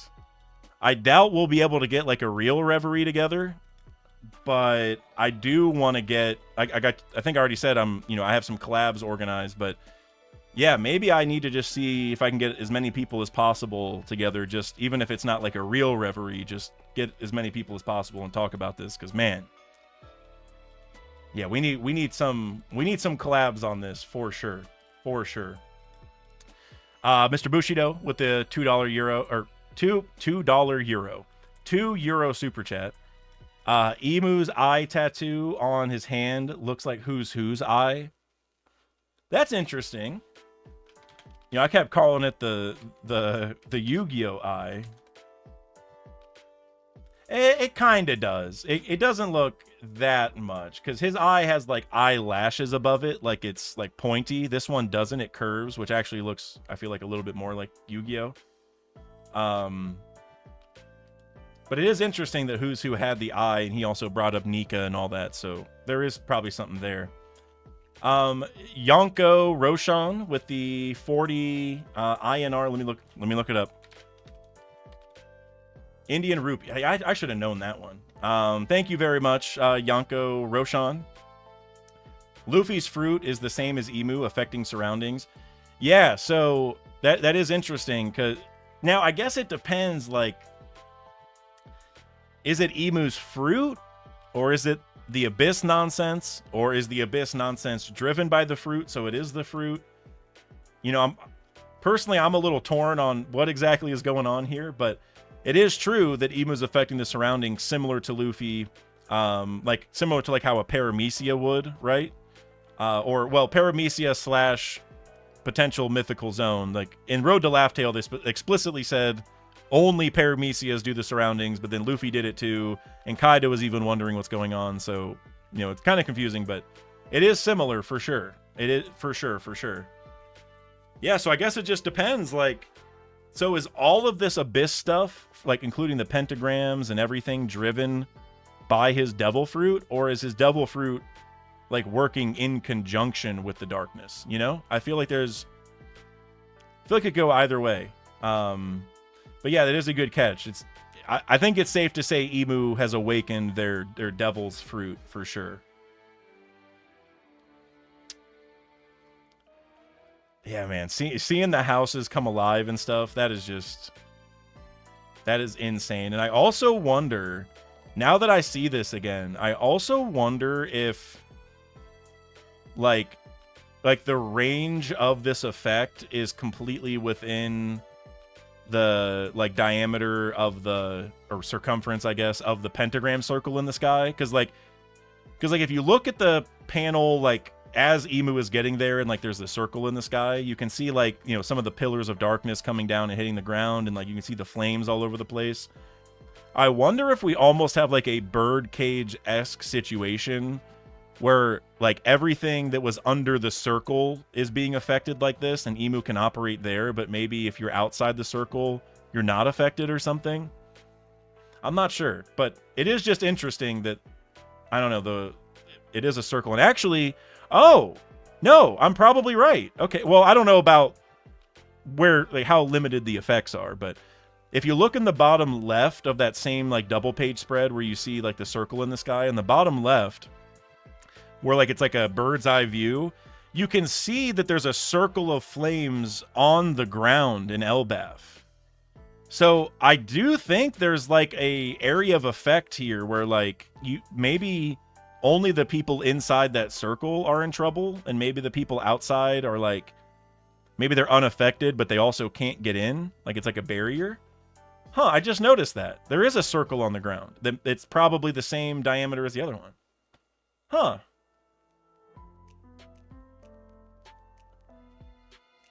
I wonder. I mean, maybe it's just aesthetics, and actually, even after Emu showed up, or like Emu does the transformation thing in the castle and the castle blows up, you can kind of see that there's still the darkness things coming from the sky, and like there's still like a circle of flames under it. So I kind of do feel like there's just a circle of fire that is the barrier for all of this or something. Huh. Interesting. I wonder where that's going to go. Mr. Bushido with the €2. You said Emu will body swap with King. I mean, I doubt it, because I mean, I guess they were experimenting on it, so maybe they were trying to get like more bodies of King or whatever, but they also were like trying to make sure Lunarians went extinct, and I just feel like if Emu was planning on swapping into another Lunarian's body, they wouldn't try so hard to make them go extinct. You know what I'm saying? Like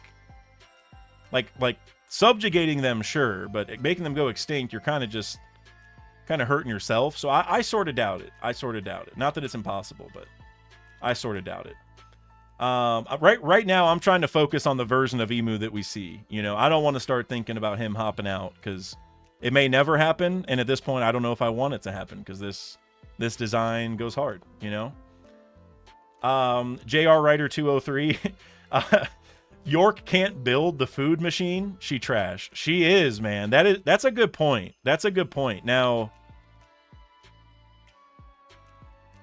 yeah, because I want to go revisit that, because I do think that's what's happening. It's like she's supposed to be building the food machine and she can't.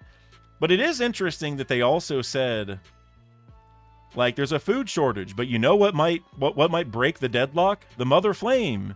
You need to hurry and produce energy. Is she and using the Mother Flame to power it? Or is there like something more to it, you know? Like it just feels weird they're making that equivalence, right? So I feel like there might be more to that in some way. I don't know what exactly it is, but it is kind of weird. But either way, it does seem like York is struggling to build the food machine. I do think that's kind of what's happening. So it is, yeah. And she's also saying she's hungry, which only exacerbates the problem. Huh. Let's see. I gotta refresh. this page real quick. All right. K Raven with the $2 super chat. Emu gave up Lunarian Flame for devil powers. Let me scroll back down. Yeah, I mean, I guess we don't see the same kind of flame on their back that we saw with King. We do see this god ribbon thing with the eyes in it, but I don't think that's regular fire. That sure looks like abyss flame, darkness stuff, you know? So I don't know. Maybe there is something to it. Maybe Emu is a Lunarian who doesn't have like normal fire, but they run on this like abyss fire stuff instead. Because maybe they're not like a typical Lunarian, but they're like a demonic version of them. Like maybe it's a whole totally new race and it's not Lunarian. It would kind of make sense. Because like Lunarian, like they're named after, you know, like living on the moon, like Luna is in the name, or lunar. And so that would make you think like they're in the sky, and we know they lived on top of the red line, so like they're all like sky based, but they do have dark wings, which would make you think like hell, and they also control fire and can live in harsh conditions, so they feel like they should probably be from like underground, like in like a volcanic area or something, at least in my opinion. So maybe Emu is from a different version of the Lunarians that are actually from like underground or the actual underworld or something like that. Like, we don't know of a race like that, but it would kind of make sense why the horns are like that and the skin and hair are like that. It's like a demonic Lunarian, you know? So maybe that's what's going on. I don't know. Also, I'm really struggling to get the chat back. Give me 1 second here. I've tried several times to get the chat to reload, and it's just not. I think the chat was moving too fast, which is a good problem. Oh my gosh, now I'm signed out on that. Oh my gosh, give me 1 second, guys. I can see the chat moving on Streamlabs, but it's easier if I have it over here, so give me 1 second. There we go. Now I'm back. Now I can see the chat again. Flintregus? I don't know if I'm saying that right, but I believe he's an ogre or ancient Oni. Yeah, it would be cool if there's a new race like that that probably ties to the races we already saw, like naming wise, that Emu's from. Bean Boy, you said Emu the Mole Man. Now you're talking my language, Bean Boy. Yeah, maybe Emu is just, I don't even know, like Pluton personified, because Pluton is, you know, the god of the underworld, right? And it can destroy islands in a single blast. Emu did that with the weapon at Lelucia, so we got to figure out that whole thing. But, you know, there is some Pluton vibes or some underworld vibes. I'm not gonna lie. Nico Vento, you said no way Emu reveal. I take it you just got here. Yeah, man. Yeah, this was crazy and very warranted on the warnings this week, everybody. Very warranted. Very, very warranted. Green Owl with the $5 super chat. 2 questions. 1, could Robin and Emu have direct ties? Yes. White hair like both him and Olvia, but where demonic floor come from? And 2, where's Chopper? So as for 2, we did see him in this chapter. He's on Zoro's face. When Zoro says that conquers hockey right after the castle is like exploding with hockey and stuff, we do see Chopper, and he's not in Monster Point anymore.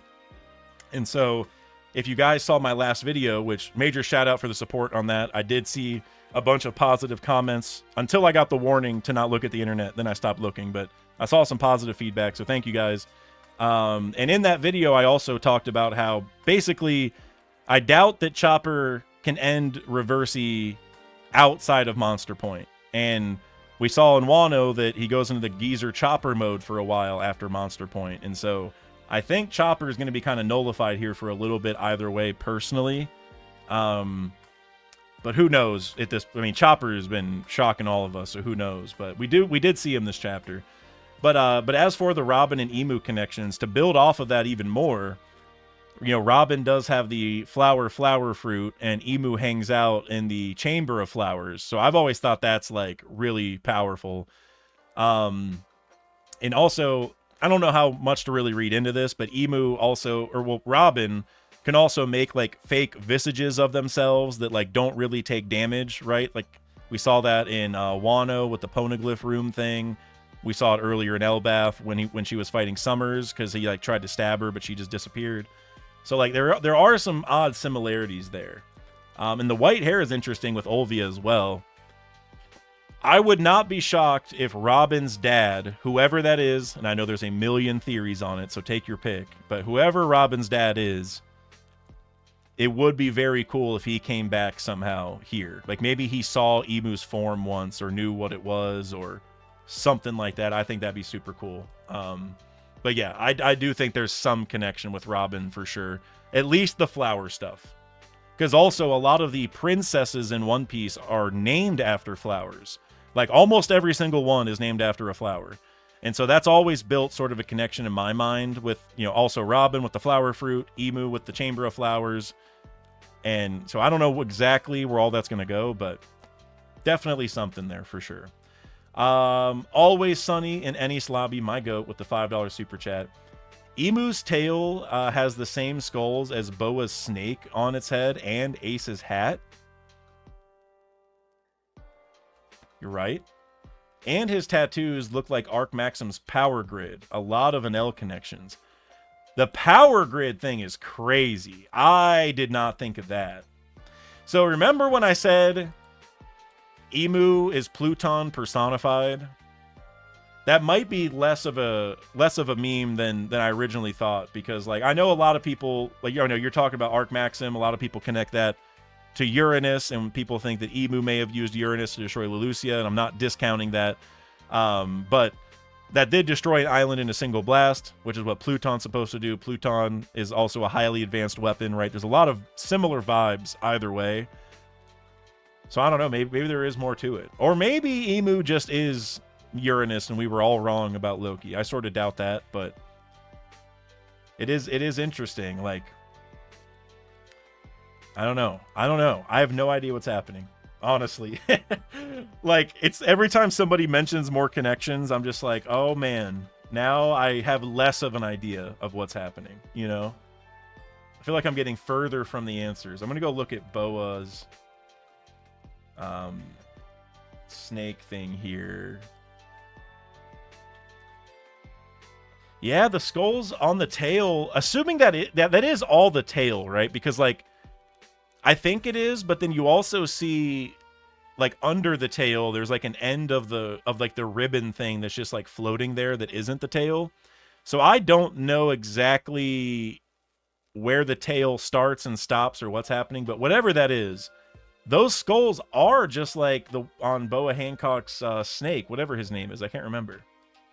Huh. And on Ace's hat.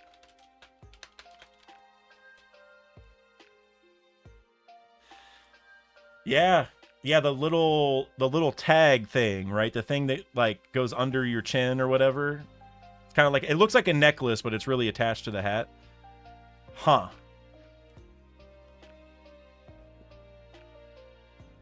What does that mean? What does that mean, Oda? And for what it's worth, Ace also wore like the red beaded necklace, and Rouge also wears that necklace, and I'm still waiting for him to show up. I feel like the rest of you are too, but I know I am for sure. So I don't know if that means Rouge is about to do something too, because now we're getting a little Ace reference, somewhat. Maybe we're gonna get another one with Rouge. I don't know. And Dadan, yes, Smooth Coca-Cola, you're right. The true goat. I can't forget her. How was she not the first one I said? I wonder where that's gonna go. Like, why does your Rouge have the same necklace as those two? Because like for Ace, you could just say, oh, he has it because of Dadan, right? It's like paying homage to her. Why does your Rouge have it? I feel like it might be because he met Ace at one point and befriended him. I don't know for sure, but let's see. Red Nos the Red with the €5 super chat. Emu has ancient giant horns? ? They are almost identical to Loki and Harold. That can't be a coincidence. Yeah, like the only difference is they curve forward at the end, which is like so interesting to me. Like that little extra twist. I don't know if we're supposed to believe that they are ancient giant horns or if they are another new race, because like you think about like Onis, the horns come out of the side, right? And for Loki, they come out of like the front of his head. So like there is like a little bit of a difference there. So I don't know if we're supposed to believe this is a new race or maybe it is ancient giant and it's just special or something. But and also, it just dawned on me that Harold went and ripped his horns out to prove that he was like going to be loyal to Emu and stuff. And little did he know that Emu had horns, right? Like he tore those horns out to say like sorry for what his ancestors did. But little did he know Emu was sitting there with a very similar set of horns. I wonder how I want Emu to reflect on that a little bit. You know, I don't know what Emu's going to say, but that's crazy, actually. That is really crazy. Ocean Flan, you said your Rouge season incoming. You're 100% correct. I hope. We need someone to save the day. The only man is the GOAT himself, your Rouge. So, I hope so. Kinflow with the $5 super chat. This makes me question how strong Joy Boy was if his hockey and egghead made Emu tweak out. Good point, Kinflow. Oh man, if Joy Boy made someone like this start sweating, oh dude, Joy Boy's got to have some insane hockey. I mean, we already kind of know because of the hockey rope, but I don't think that tells the full story because that probably wasn't like his maximum. Like he may have put like a little bit of his maximum in there, but I'm sure Joy Boy, like being here in person, would be able to do some crazier stuff, right? I would have to imagine. So yeah, that's a good point. Joy Boy had to be a menace. That's the next big reveal we're waiting for, right? Joy Boy's face reveal.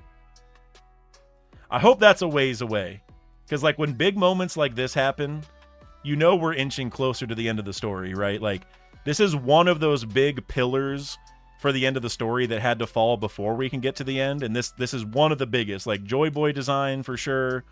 I mean, like Void Century flashback, obviously, One Piece flashback, Ancient Kingdom name, you know, all these kind of things are like pillars for the end of the story. This is one of them. So I hope Oda doesn't drop any more of those pillars here for a little bit, but when it happens, it's going to be peak.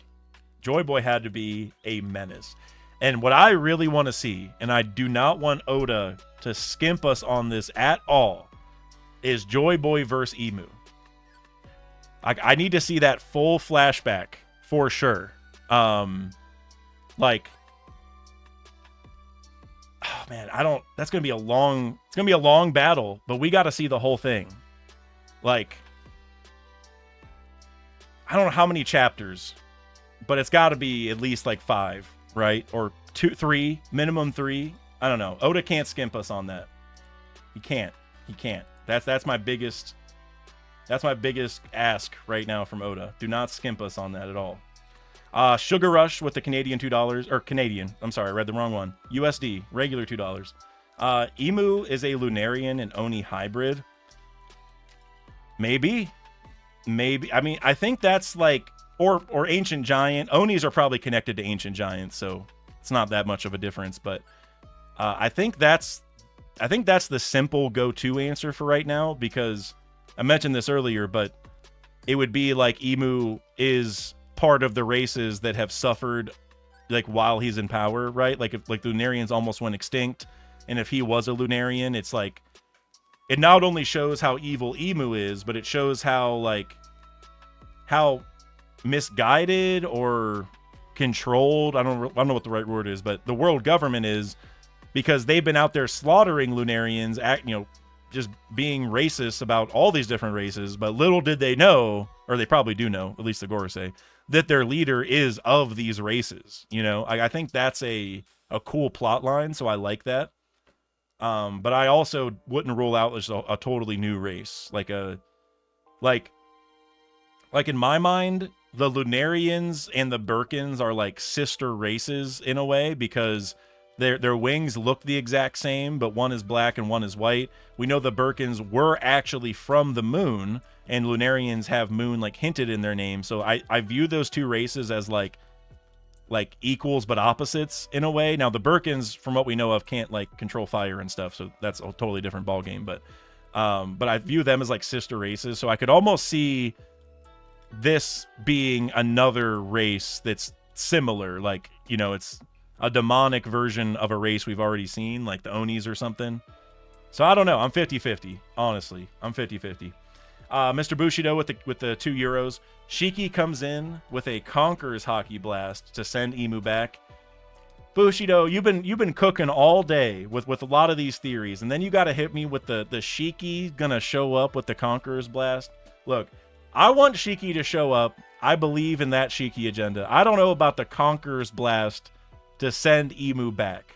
And also, Shiki lost to Garp and Sengoku, which, like, that's nothing to scoff at. Like, that is, if that's what it takes to take you down, that's impressive. But if he is gonna lose to Garp and Sengoku, I can't see him kicking out Emu's true form. You know what I mean? So that one I'm not signing off on. That one, no. I'm down for Shiki to show up, but no Conqueror's Blast. No Conqueror's Blast.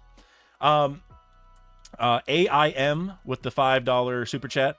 If Emu is modeled after the devil in the Bible, maybe he killed all the other Lunarians so he could be the only god paralleling Lucifer's rebellion. And you know what else that parallels? Going back to all the Enel connections. Enel. I kind of spoiled it by bringing up the Enel connections, but because remember, Enel destroyed Burka, right? He destroyed his own homeland. He also tore out his Birkin wings. And now, you know, I did a whole video on that, on why I don't think, I definitely think Enel did it. I just don't think it's necessarily his fault or that he was completely in the wrong. You can go watch that video if you want. But regardless, we have that parallel where, and that's another sky race. You know, I mentioned the connection to the Lunarians. Like their wings look the exact same. One's white, one's black. They're actually from the moon, you know, all that stuff. So that's another really good parallel. Maybe much like Enel, although there's a lot of Birkins still out there, so Enel didn't go that hard on it.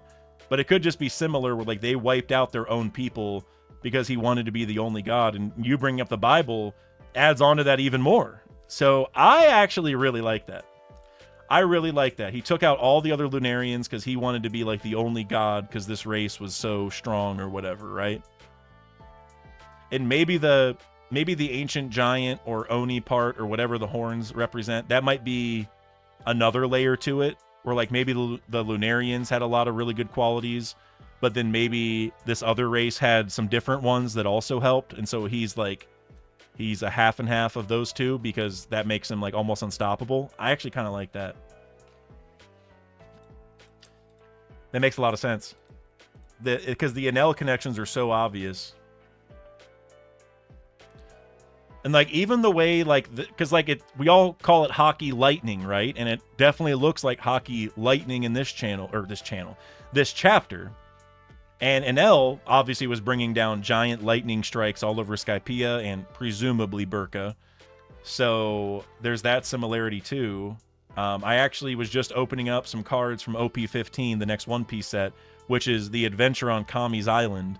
And I pulled multiple cards that kind of looked like this chapter just with regular lightning, you know? I believe the attack he used there was Mama Ragan, I think is how you say it. I don't know. But I pulled the regular SR and the Altart SR, so I got both looks at it. But those cards look a lot like this aesthetically, so... Yeah, the Enel connections are crazy. Enel connections, obviously Lunarian connections... I mean, these horns, there's so many. The Big Mom, the Queen connections. It's crazy. It's crazy. Mr. Bushido with the €2. Emu is still injured from Joy Boy and Davy Jones after these years. I love that, actually. At first, I thought you were going to say that Emu is still injured from the Joy Boy hockey blast from the rope, which honestly, that could maybe make sense. Like, Emu isn't fully healed from that. Honestly, that's not the craziest thing. Excuse me. But But I like that too, that Emu just hasn't properly recovered from their battles 800 years ago. That would be so cool.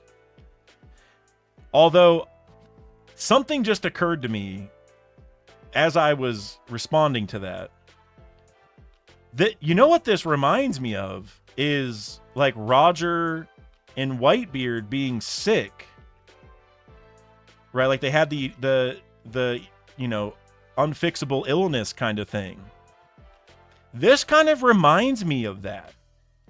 What if Emu just has an uncurable illness, but maybe they, I don't know where they put their body in the meantime so it doesn't die, but maybe it's not that Emu has like a range or anything. It's just that he has this sickness that he's going to die from.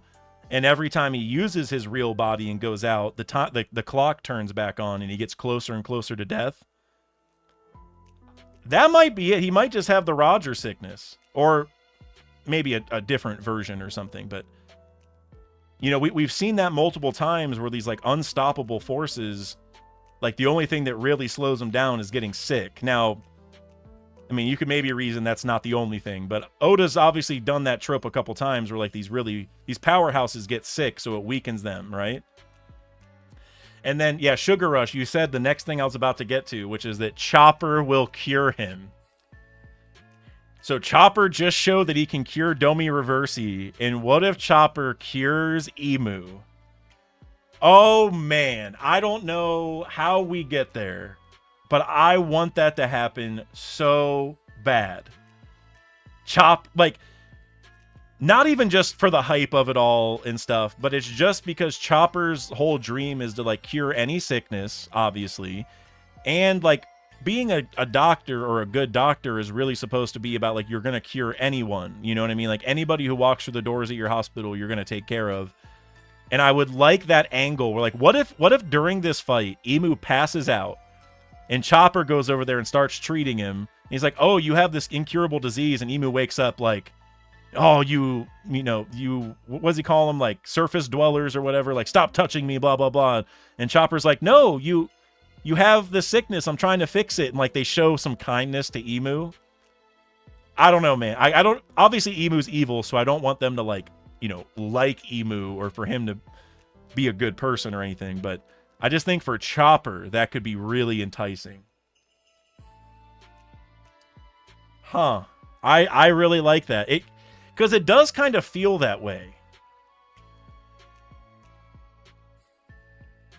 And you think back to like Hiraluk, right? With like the cherry blossoms, which I talked about in my last video a little bit. I also talked about Kureha's secret to her youth and stuff. But it would be kind of cool if we bring that back and it cures Emu.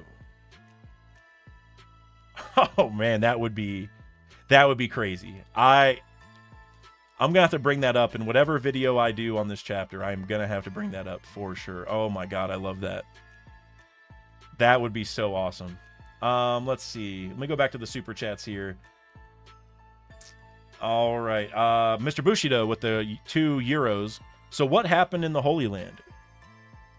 Good question, dude. Good question. Because it does kind of feel like the fighting's over, right? Yeah, because we can kind of see like the rubble outside, but it doesn't seem like there's active fighting. And the Gorosei are not obviously fighting, which you would think they would. But then we also have Garling saying, how long can the Holy Land possibly be defended under these conditions? So it kind of feels like he's saying that they're still under attack. But then he also says Shamrock's return seems to have helped quell matters. Then he also says we were arrogant to think we could easily stop the lower realm dwellers from using starvation tactics against us. It almost makes me feel like what's happening in the Holy Land is just the celestial dragons were rampaging because they're so hungry. Like, what if there wasn't an attack, but it was just the celestial dragons reacting? And maybe they have quelled, like it says Shamrock's return may have helped quell matters. So maybe there's like a pause right now because they got some food for the celestial dragons or something. But I'm starting to wonder if it's just them. And maybe this is the start of us learning that the celestial dragons are actually like capable of something. Like maybe, I don't know if they have transformations or what, but maybe they went on a rampage because they were so hungry. I kind of like that. It's kind of wacky, but I kind of like it at the same time. Yeah, Zora divided. Yeah, they're crashing out. They're so hungry, they're just burning the place down because they're just like, they're protesting against their own government because they're starving. That, honestly, I love that. I love that. Plume Black Cat, you said it seems it really was Dragon in his revs. I mean, I wouldn't be surprised, but I don't see anything that makes us think that. I mean, we know it was him who used the starvation tactics, right? Where they, like, hurt their food stores, but I don't know if it's them that showed back up again. I don't know. The fact that Garling is bringing up this whole food thing right away in regards to what's going on, I feel like it is the food. It might just be them. I think it might just be them. I don't know. Where are we at? A random leftist with a $2 super chat. Mars Trader stocks way up. Yeah. Well, let me go look at these again. Yeah, because Mars was, like, by far the most, like, upset about this, at least, like, visually, whenever Emu said that they were leaving. So I think that might be why you're saying it, but let me scroll back up. I was gonna say the Shepherd Jupiter trader stocks might be up because he was the one who kind of jumped in right away, like, because they were talking about, like, all this started after Nika showed up. Like, what if it's a coincidence? Then he jumps back in. He's like, in any case, you should not leave Pangea Castle, like, all caps. Like, he was the one really trying to stop them, or stop Emu from heading out. But Mars was upset too. He just wasn't, like, voicing it as much earlier. So I feel like if there is a traitor amongst the Gorosei, it's definitely Mars or Peter, for sure. It's one of the two, I would say.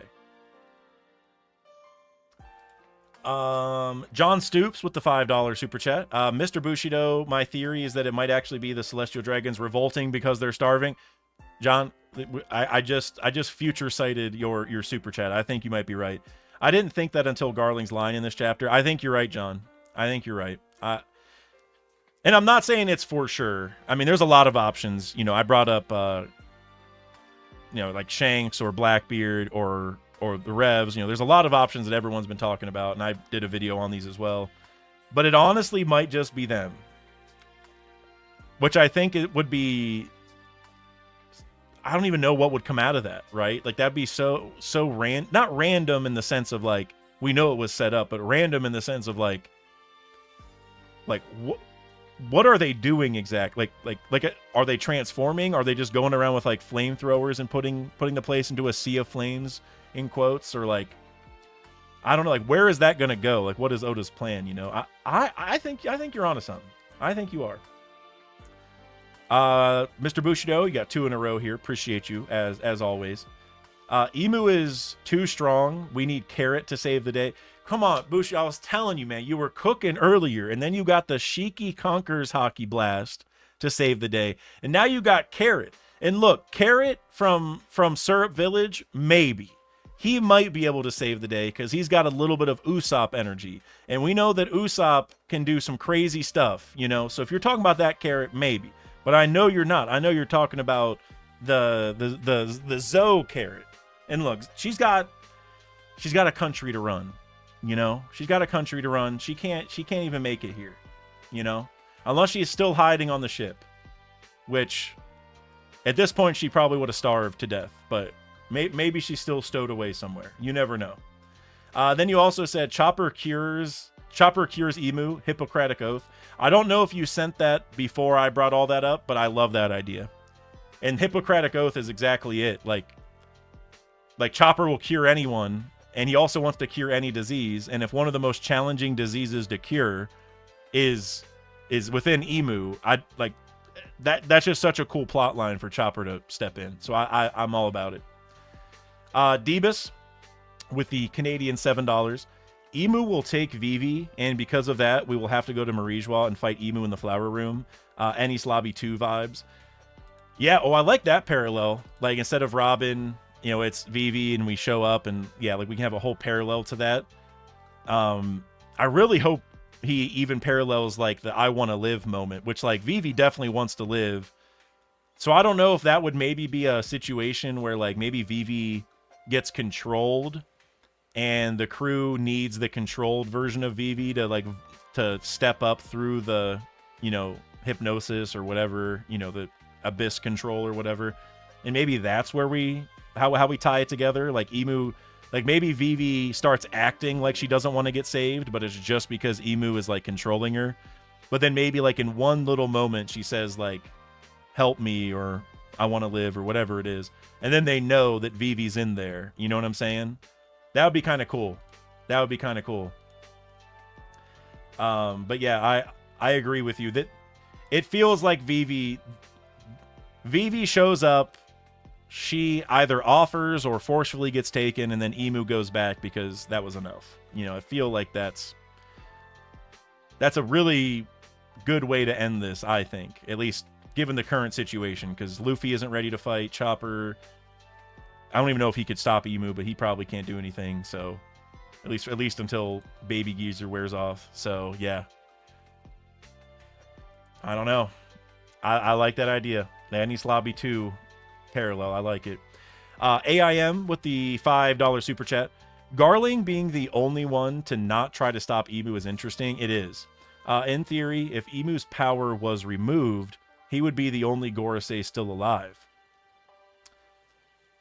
Yeah, I mean, I guess it depends really on how it works, but if you make the assumption that, like, they're all really, really old and they wouldn't be immortal or, like, alive anymore if Emu was gone, which I think is a sound theory, then yeah, because Garling is, you know, a lot younger. I mean, he's old, but is a lot younger than them, so that actually would make sense, and that's kind of interesting. So you're saying maybe Garling wants Emu to go, because if Emu dies, Garling will become the new leader because he'll be the only Gorosei left. Is that what you're kind of getting at? I don't think that'll ever actually happen, but I like that that's his thinking, that's where his mind's at. Now, I will throw in this possibility, though, that whenever he became a Gorosei, I feel like he probably, if he didn't already have the deep sea mark, then I think he would have got elevated to the deep sea mark after he got promoted to Gorosei. And I think there's a chance that once you get the deep sea mark, then, like, regardless of your age, you might just get cooked if Emu wants you to get cooked, or if Emu dies, you know what I mean? Like, you might just be attached at the hip at that point. But in theory, if it's just the age factor, then yeah, he would be the only one left. So that's really interesting to think about. That's a good catch. I'm going to scroll back up real quick, because I don't think Nushjuro really said, like, not to go either.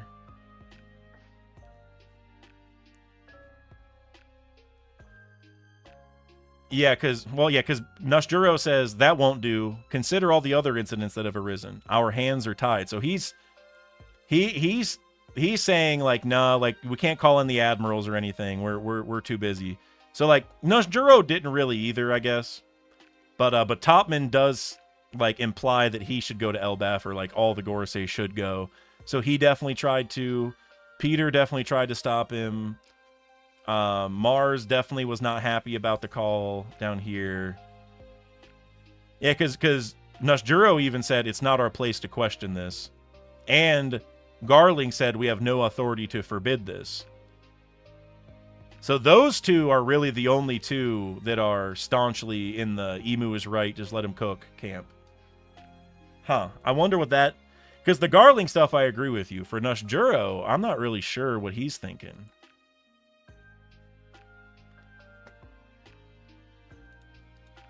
Huh. I don't know. I don't really know what to make of that. I don't know.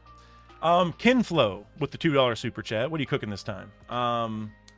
Maybe this is what woke Emeth up 200 years ago. That's interesting, because we still don't really know the answer to that. And like usually like the drums of liberation is usually what does it. And actually, speaking of the drums of liberation, it is interesting that when Emu shows up, there's also music, right? Like,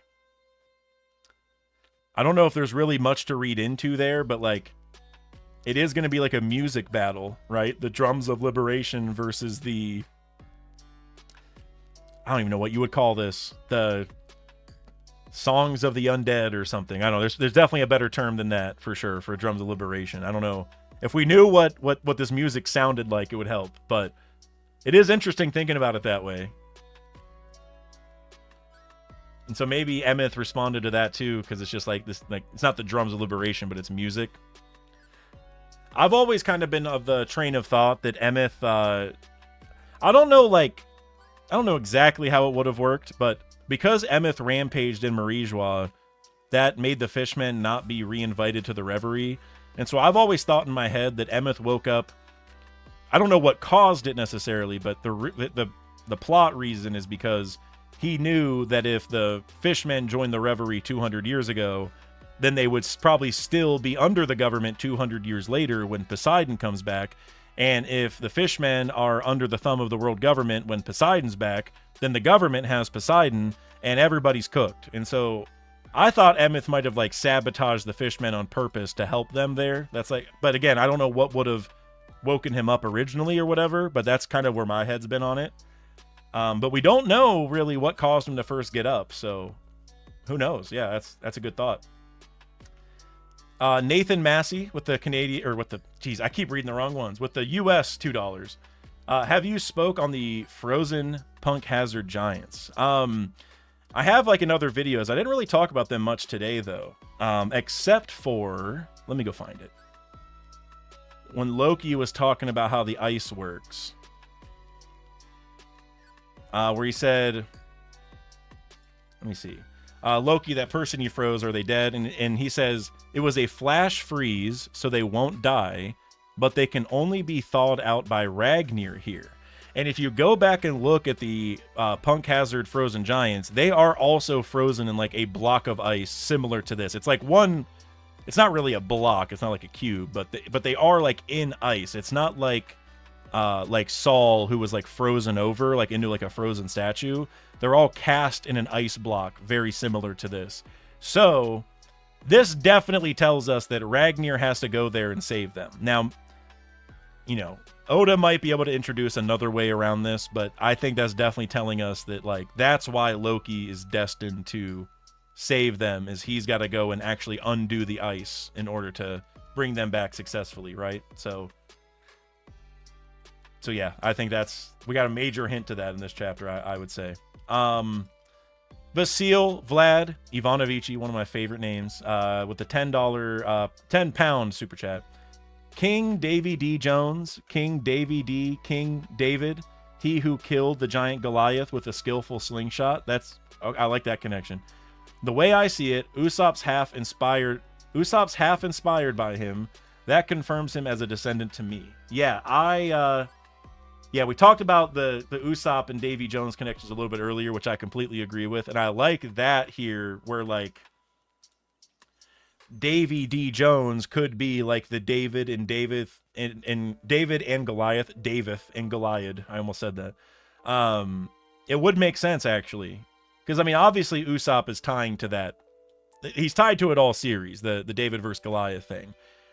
But that is even more pertinent here in Elbaf, because Goliath obviously is like way bigger than David, and so now we're in the land of the giants, and Usopp's been tied to the land of the giants since the very beginning. So, you know, we've all been waiting for him to become the brave warrior of the sea here at some point. And so if he becomes, you know, the David or the Davy, you could say, in this situation to stop Goliath, which might be Emu, that'd be awesome. That'd be awesome. I definitely agree with the descendant part, because going back to like Nepo piece or like Luffy being related to Joy Boy, I don't like it. Like I don't know if I want Joy Boy and Luffy to be related, because they're like so direct connections or direct of connections with one another. But Usopp and Davy is like a loose enough thing where it would just be like Usopp hype, and like Usopp hasn't been like some overpowering figure all series. So if he ends up being related to Davy Jones. I think that would be awesome. It would also make sense why Usopp was the one giving Luffy the afro in the Davy back fight, right? Like, it's like he knew that if you're going to be in a Davy back fight, you need the afro on, Which actually, the more I think about it, that is actually some kind of crazy evidence. But yeah, I think I'm with you. I think I'm with everything you just said, actually. So, I mean, so Luffy's tired. Chopper, who knows, what he's going to, if he can do anything here. The rest of the Straw Hats, I mean, good luck. Loki's really the only one I feel like that could maybe do anything to Emu, but if Usopp is the one to send Emu back, I don't know how Oda's going to do it, but I wouldn't be surprised. I wouldn't be surprised. Maybe it's because of the Davy Jones thing. Like, what if Usopp plays up his Davy Jones connections? Like, maybe he doesn't know it's true, but he's just lying about it, but Emu somehow knows it's true and he gets freaked out. I don't know, but either way, I'm smelling what you're stepping in, Vlad, for sure. And then I'll do your next one too, so they're back to back. For £5, you also said, Jones, Arrow, Jonah. So Jones is the same as Jonah or connected to Jonah, which I agree with 100%. The prophet who got swallowed by a giant fish for 3 days. Specifically, well, I guess in some iterations, I think they do just say a fish, but a whale. At least that's like the more common one I've seen, is that it's Jonah and the whale. So then you said, and what are Usopp's lies if not prophecies? I like that too. Because see, that's also I think in Lafro Tale or something, I brought that up, where it's like weird that we have Joy Boy, Davy Jones, and also Jonah and the whale, which, like, I mean, it's hard to even, if you haven't watched that video, it's hard to make all the connections right now, but they all start with J-O. And so I've always been thinking, like, was Joy Boy just Davy Jones or maybe Jonah, and they just called him Joy Boy for short? Because, like, Ivankov, he calls him, like, Mugiwara Boy, like, he ends it in boy. So, like, was there an Ivankov type person that saw Jonah or Jones and was like Joy Boy for some reason? I've always liked that idea. But you are right that, like, that Jones and Jonah thing, like that, like Davy Jones was, cast to the bottom of the sea. Jonah was swallowed by a whale. So, like, both are kind of tied to, like, being stuck in the ocean, you could say, right? So there is, like, a connection there.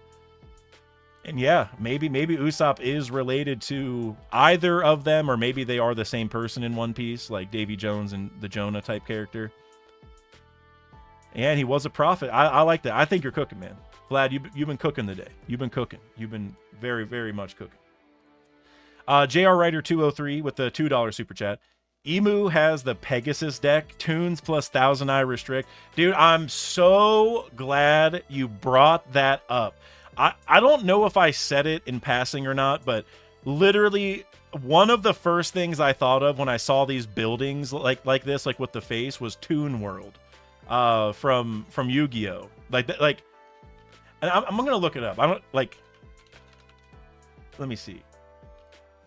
I mean, yeah, like that. The world's not. They're not. It's not like that world's alive, but it just gave me the same vibe, because, like, you activate the Toon World card, and then, then you bring in all, like, these, like, weird, playful but powerful versions of, other monsters, right? It felt like Toon World a little bit. So I'm really glad you brought that up. Actually, that's awesome.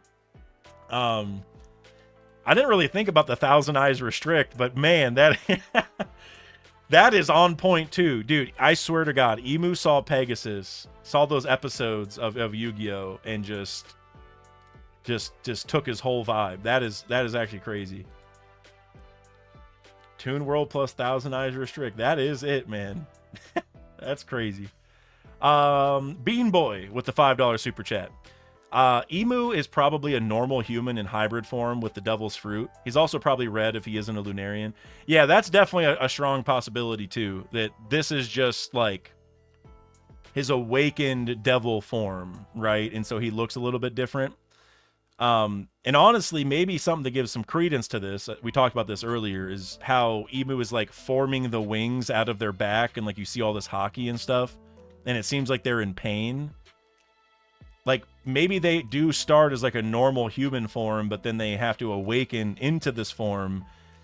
And honestly, maybe it's kind of similar to Luffy, where like it really drains him, and Luffy even looks really old when he's done with Gear 5th.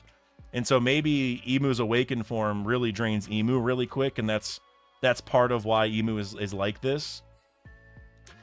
That would make sense too. That would make sense too, honestly. I'm still going Lunarian just because of all the other connections, but you are right. It could just be a human in a zone for sure. I would not be shocked at all if that's the case. And I would kind of like it, because then we'd have another form of Imu to look forward to. And if this is just like Imu's zone form, then I bet you the original Imu is like unimpressive. Like they probably are like ugly or just very plain looking in some way. You know what I mean? To contrast this. Because then later, if we see Emu's like real, regular, non-transformed form, and they just look regular, or maybe they look like somebody we know. I honestly, that might be kind of cool. But I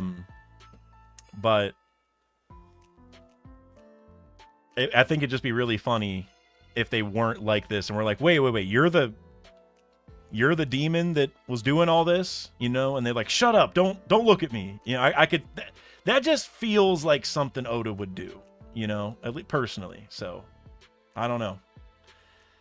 Let's see. Random Leftist with the $5 super chat. My friend thinks there's going to be another layer of antagonists past Emu. I'm very curious on who he thinks there would be. Because, like, I mean, I definitely think, you know, like Blackbeard will become the final villain at this point. I feel pretty confident about. And he might take Emu's powers, so it's sort of Emu and Blackbeard like merged in a way, but I don't know if that counts. I do think there's going to be like other demons or devils to worry about. Because like, obviously, you know, we have a lot to learn about what Emu is exactly, but I could see there being like other devils or demons in the underworld that are similar to Emu, but maybe Emu is just the one who escaped or who's able to like be in this realm, and so the other ones are like, you know, ready to go, but they're just locked away, and so maybe they'll get out eventually, so we have like more Emus to confront. I could see that, but I'm not sure what else. Other than Blackbeard and more demons, I feel like we're getting kind of close to the end, you know? Unfortunately, as much as it pains me to say that, we're getting closer to the end of the story, so I don't know how many more, you know, villains he can really introduce, but more demons, I think, would be pretty awesome. Zora Divided, you said that's for Two Piece. Yeah. I think you're talking about what we're talking about, at least. Yeah. Yeah. If we do Two Piece, that's definitely where it'll come into play for sure. K Raven with the $5 super chat. Binks Sake being a troll song to Emu is hilarious. Joy Boy / Binks telling Emu all his friends will die and he will eventually die, sung for eternity. Oh, I kind of like that. Yeah, like it's just a song to kind of like piss Emu off, essentially. To like just tell him like, hey, you're gonna be a skeleton eventually. Like even if you think you're gonna be in power forever, it's not gonna happen. Like if that's kind of what the song was about, but like, you know, but not like they don't say it that directly like to Emu, but that's what the song's about. That would be kind of funny. And I feel, because the song does kind of feel like it depends how you interpret, you know, delivering Binks Sake, but you could definitely reason it is like, you know, like pirates are always going to set sail, everyone dies and becomes a skeleton, your power is going to come to an end eventually because pirates are going to keep coming after you over and over, and everyone ends up as a skeleton, so eventually you're going to lose. Like, if that was kind of the idea, I really like that. I really like that. And Brook obviously, you know, sang that song, well, and Shanks. Brook ties to the underworld, Shanks ties to the Holy Land. I want to know what Emu thinks of Binks Sake. I really want to know. Like, if Brook were to start playing Binks Sake, what's Emu doing? Is Emu going after Brook first? I don't know. I want to see that. I want to see that. Samuel Ginting with a, let me look up what these are real quick. Indonesian rupiahs. I need to memorize these. But with the, between the two super chats, 30,000 Indian rupiahs. Thank you very, very much. I have no idea what the conversion rate is, but I don't care. Thank you either way. What do you think of Ibu's Drums of Oppression? Oh, I love that. I love that name. Because obviously there's music being played here, right? Whenever he gets summoned, and we made that connection to Drums of Liberation earlier. Like, is it going to be two conflicting songs? The Drums of Oppression. I love that name. Love that. I want to hear what it sounds like. That's what I think. That's my first takeaway. I need to know what it sounds like. I need to know, even if it's not like, you know, like a remix of Drums of Liberation, even if it's a totally different song, I want to hear what this song is. Like I said earlier, it's probably going to be like, there's going to be like an organ. It's going to be like orchestra music, like evil church music, I feel like. But beyond that, I want to, because like the way they're dancing, I feel like there has to be a little bit more of a tune to it. So I'm dying to hear what this song is. Oda's got to cook for this song. And One Piece has done so well with all of their music, in my opinion at least. Like, they have so many bangers throughout the years. We need at least one more banger for the Emu theme song. And I heard that the Loki theme song is supposed to be really good. I think the composer was talking about that. We're going to need like a Joy Boy. Well, Joy Boy music might just be Drums of Liberation and Luffy music, so maybe we don't need one for him. We probably should get one for him, though. But Emu needs a crazy track, if you ask me. The Symphony of Subjugation, I like that one, too. Debus with the Canadian $7. The Mother Flame official coloring is pink. It has to do something with cherry blossoms, heaven and immortality, etc. 100%. 100%. I remember when, because I'm still not caught up on the anime, which I know that's not good. I've been, like, every week for the last week, I've been thinking, like, all right, Dak, just get on and binge your reaction to all the episodes and then be done with it so you can watch the new season when it drops. And I'm still back in the Kuma flashback. I have not done a good job, but somebody did show me that the Mother Flame was colored pink. And the first thing I thought of was the cherry blossoms. I was like, with no hesitation, I was like, dude, there's no way. It's got to be it, right? So I definitely agree with you. And I think it might tie to, like, the Mother Flame might, like, just be tied to the soul in a way, like its soul power, because, like, I don't know. Whenever I think about, you know, immortality and stuff like you're talking about, it's like, is that like an immortal soul or something? I don't know.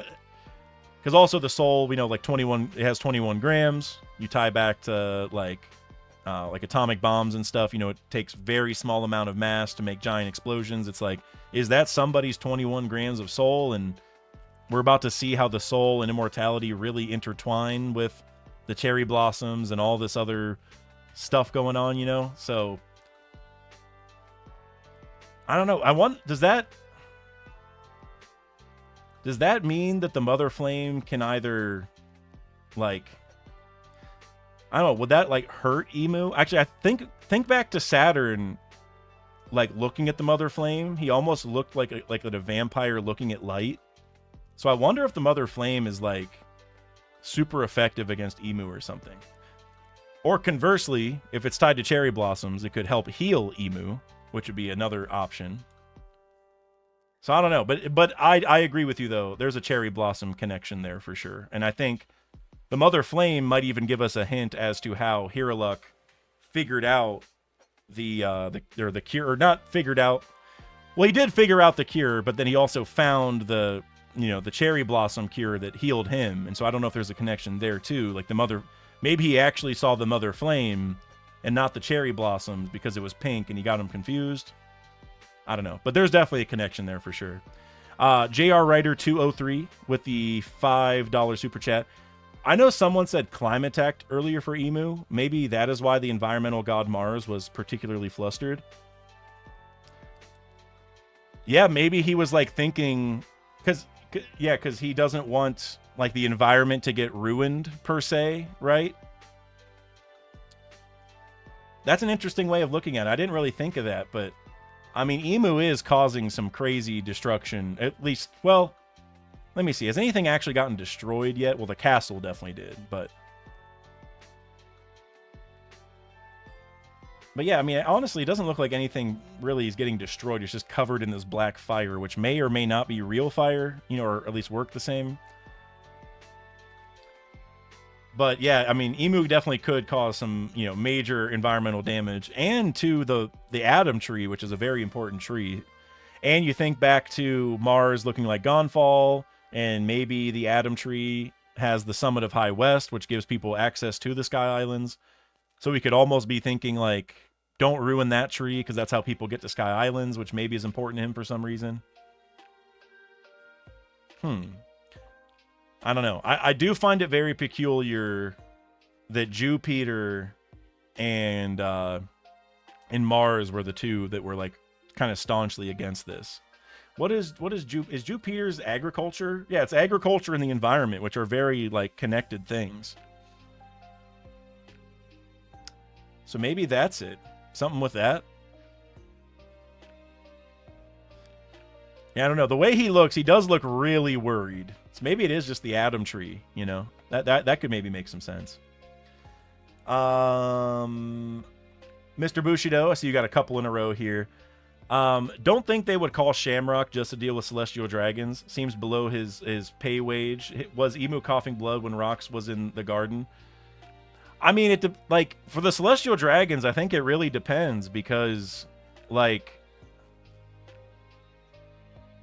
I don't think he's going there to hurt them. Like, I don't think that they're going to kill the celestial dragons for this. I think they're trying to figure it out more, like, politically, you know what I'm saying? Like, they're trying to just get them to stop doing this, you know, for now. Like, not that they...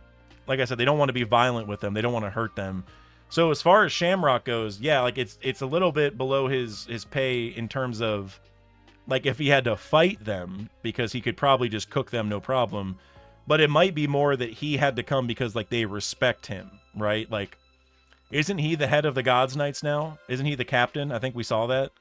And we know that the Gods Knights rule on issues with celestial dragons.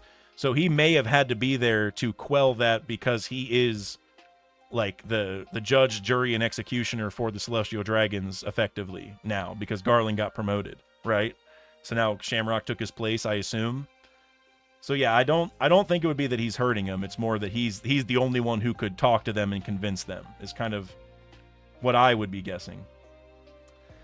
And then you said, was Emu coughing blood when Rox was in the garden? I don't think so when Rox was there. Whenever we had the Joy Boy rope hockey, Emu, I don't know if we saw blood, but he was definitely freaking out, and I wouldn't be shocked if there was blood, but I don't think so. So yeah, I don't think there was when Rox was there. I don't think we didn't see a whole lot between those two. Emu was just chilling with the butterflies, not really fazed by Rox, from what I remember. Then Mr. Bushido, you also said, Emu has an illness, but is immortal. Sounds like hell. That's a really cool angle to actually think about it. Like, Emu might have a terrible illness that, like, hurts really, really bad. Like,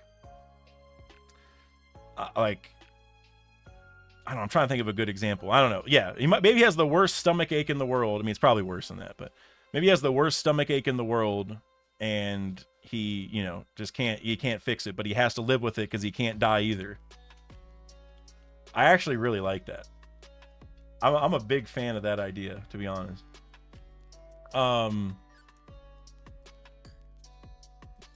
Yeah, actually, I'm starting to be pretty big on this Emu illness idea. The more we've talked about it, that would just be so interesting.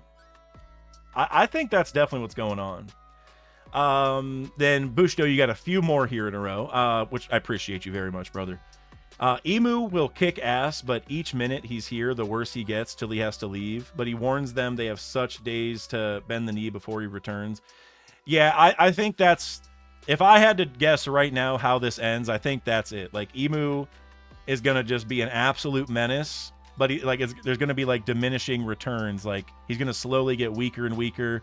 And then he's going to be like, well, you guys lucked out. I can't be here any longer, but just remember that I'll be back. And if you don't, listen or whatever, I won't be so nice next time or something. I feel like that's the most likely case of how this is going to end.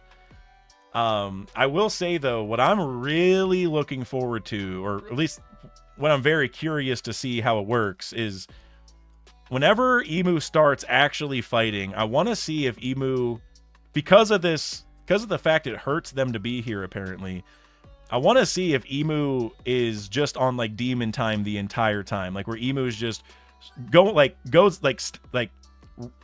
over and attacks a Straw Hat, goes to the next Straw Hat, goes to the next Straw Hat, goes to the Giants. Like, I hope there's like no hesitation, because a lot of villains in Shonen and One Piece, but Shonen especially in general, the villains love to talk, right? They love to like take their time, talk to their enemies, talk down to them, underestimate them. Because Emu is apparently on a time limit or something, I really wonder if Emu just the whole time is going to be no hesitation, like no time to talk, just go around and cook. Because like for me, whenever even growing up, I remember I used to think that all the time, like okay, if you're an evil villain, why are you just sitting here talking? Like, shouldn't you be boxing the whole time? And if Oda has Emu just box nonstop the whole time that they're here just cooking everybody, I think that'd be awesome. It would make Emu feel very daunting. Now, how would we even survive that is the real question. That I don't know. I feel like we really need Emu to waste some time if we're gonna make it out of here. So I guess we'll have to see. But I really hope Emu's just on demon time this entire altercation, and then maybe the time runs up before they kill Luffy or something, That's what I'm hoping for. Bushido, for €2, you said drums of oppression equal slave drum they had on boats. It's interesting about thinking about that too, and just this drums of oppression idea, because like we know that like the slaves were the ones talking about sun god Nika, right? Like Who's Who told us that. And so we have that whole thing where like, it is like the slaves that are like, singing this song and stuff. And so I wonder if the drums of oppression, is that like, I don't know, is that like a song that like the elites would play to the slaves to like try to get them not excited? You know what I mean? Like, is it the opposite where like the slaves wanted to sing like the drums of liberation, or at least talk about Nika or do the dance, or however you want to look at it? But I don't know if like maybe the elites have been singing Emu's song the whole time. Like whatever's playing right now when Emu showed up, I wonder if Mariejois had that song on repeat, you know what I mean, for a long time, and we just didn't know. I feel like that's I feel like that'd be cool. And then you also said compare Emu with Ten-Tail Madara form. Yeah, let me actually look this up. I saw a couple people bring this up in the chat throughout the video.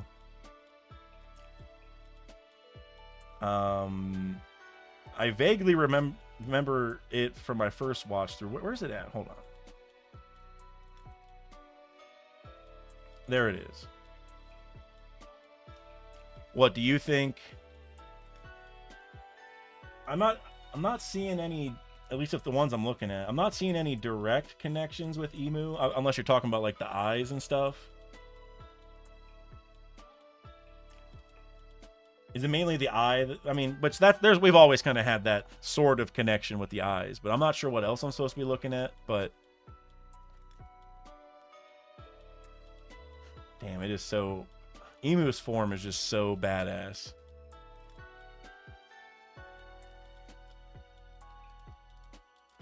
I remember thinking like a lot of these Naruto forms were badass, and they still are. I'm not trying to take away from them, but Emu's form, this is one of my favorite like villain forms ever for me. This is awesome. But yeah, as far as the Ten-Tails goes, is the eye is really the only thing I'm seeing, unless you're trying to say that Emu is going to have another form that's more monstrous like that one, which that I could buy. Like, and actually that would be kind of cool if this is a zone fruit. and Emu is a human or whatever, and they're just activating a devil zone fruit of sorts.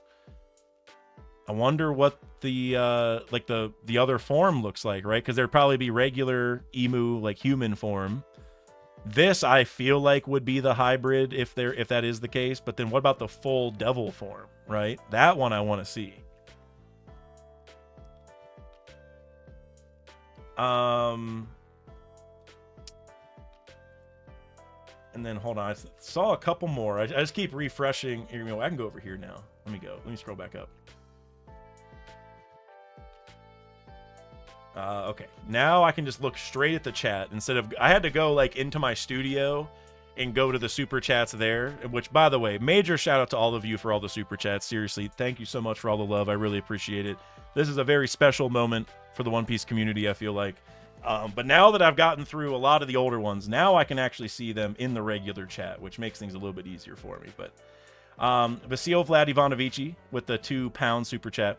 My bet is that Emu suffers from a heart disease. Yeah, if I had to guess too, I agree. I think that's definitely it. And heart disease specifically, I like because we just saw that the Gods Knights have the steel heart. And so maybe Emu's heart is it needs to be replaced, but it hasn't been for some reason. Wonder what that logic would be. Like, why would the other ones be able to get a steel heart, but Emu can't? And where did the steel heart even come from? Who made that? Because they probably would have had them a long time ago. But either way, it would if Emu does have like a heart disease and they can't get a steel one, I wonder why. I don't know.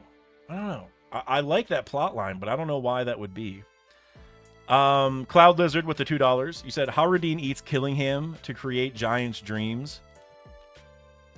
Whoa, Haradin, hold on. You know what's funny is during the week, give me 1 second. During the week, I got a couple comments because like sometimes I get comments like sent to my phone. Like not every comment on my channel is a push notification, but some randomly are. I don't know how YouTube decides, but I did get a comment. I don't know what video it was on, but whenever I looked at my phone, because at least for iPhone, sometimes like I pull it out of my pocket to see if I have notifications, and it'll do the facial recognition right away and like display the text on the notifications before I'm even ready. And so whenever I did that, I accidentally saw one word in a YouTube comment, and it was just cannibalism.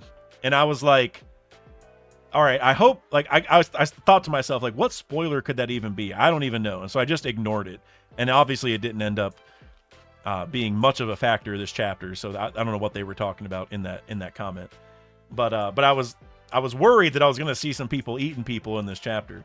But now you brought that up, and it reminded me of that comment about cannibalism. And that'd be crazy. Haradin eats Killingham.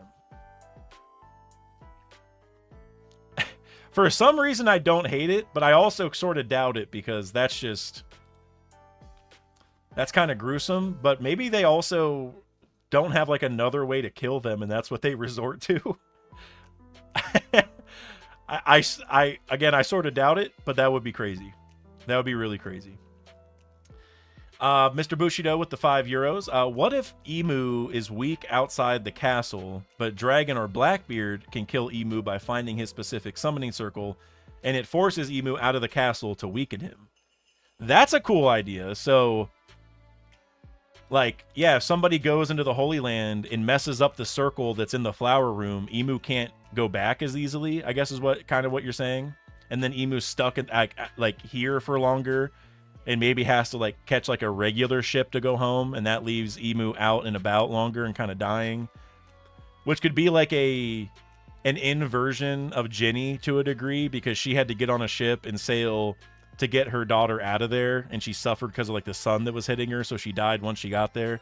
So this would be like the reverse, like Emu's trying to go home but barely makes it because of, you know, the heart or whatever's going on. I think that's cool.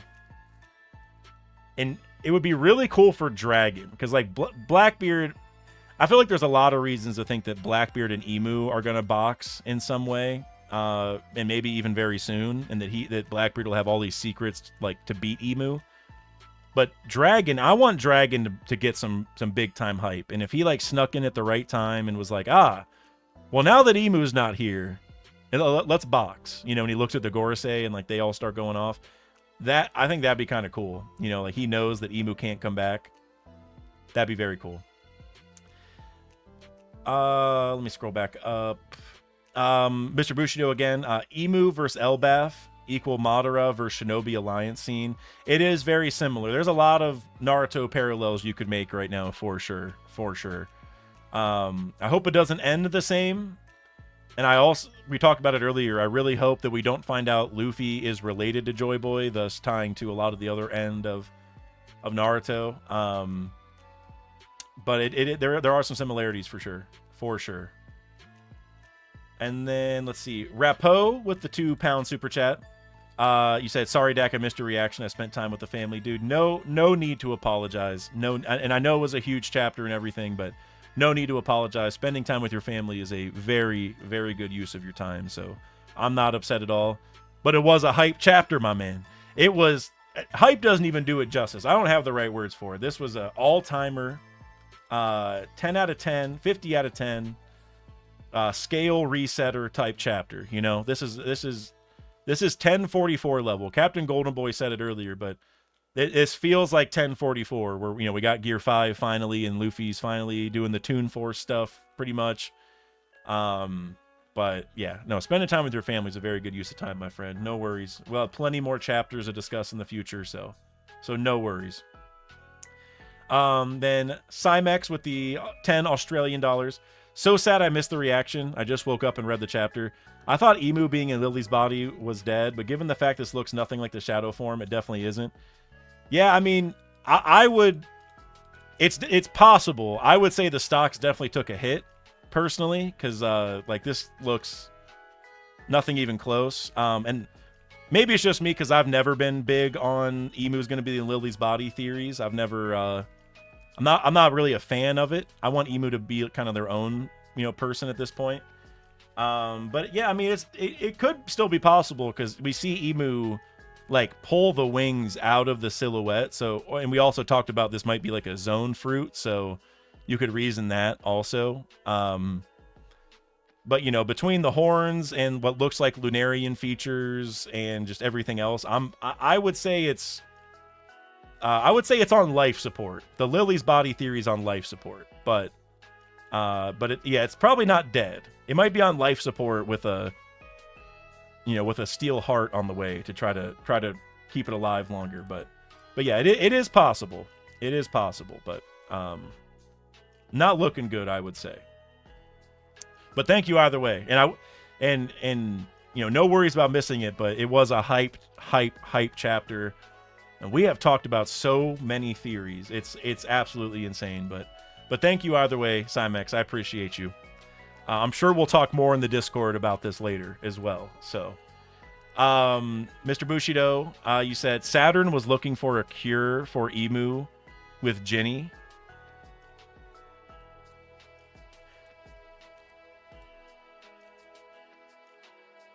You know that meme with the girl who's like, it's like that one?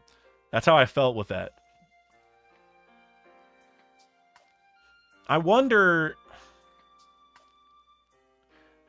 So, what he said with the Sapphire Scale... Well, no. Let me think. No, it was the extra to the Devil Fruit, where he said he was wondering if, like, the powers would be passed on to a child, which is how Bonnie has it. But yeah, I think for the Sapphire Scale, he just said loosely, like, those were his drug experiments.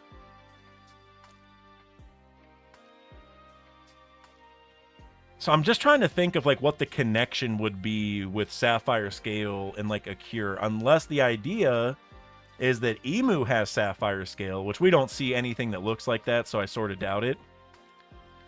But I like that either way. There's some story there where Saturn's experiments were all about curing Emu. I like that. You might be cooking there. You might be cooking. Rapo with the £5 super chat. So has anyone mentioned that Emu has the all-seeing eye and the mist Harold uses to hunt pirates as a natural way of staying hidden from Emu?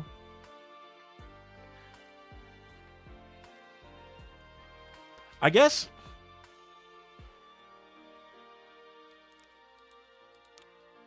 I think you're right, but I guess I'm a little confused on kind of what the point is, because like Harold was working for the government at the time, right, to use the mist, and so I guess it's not like the mist was like helping Harold hide from Emu or anything. Which I'm not saying you were saying that. I was just trying to think of where this is going.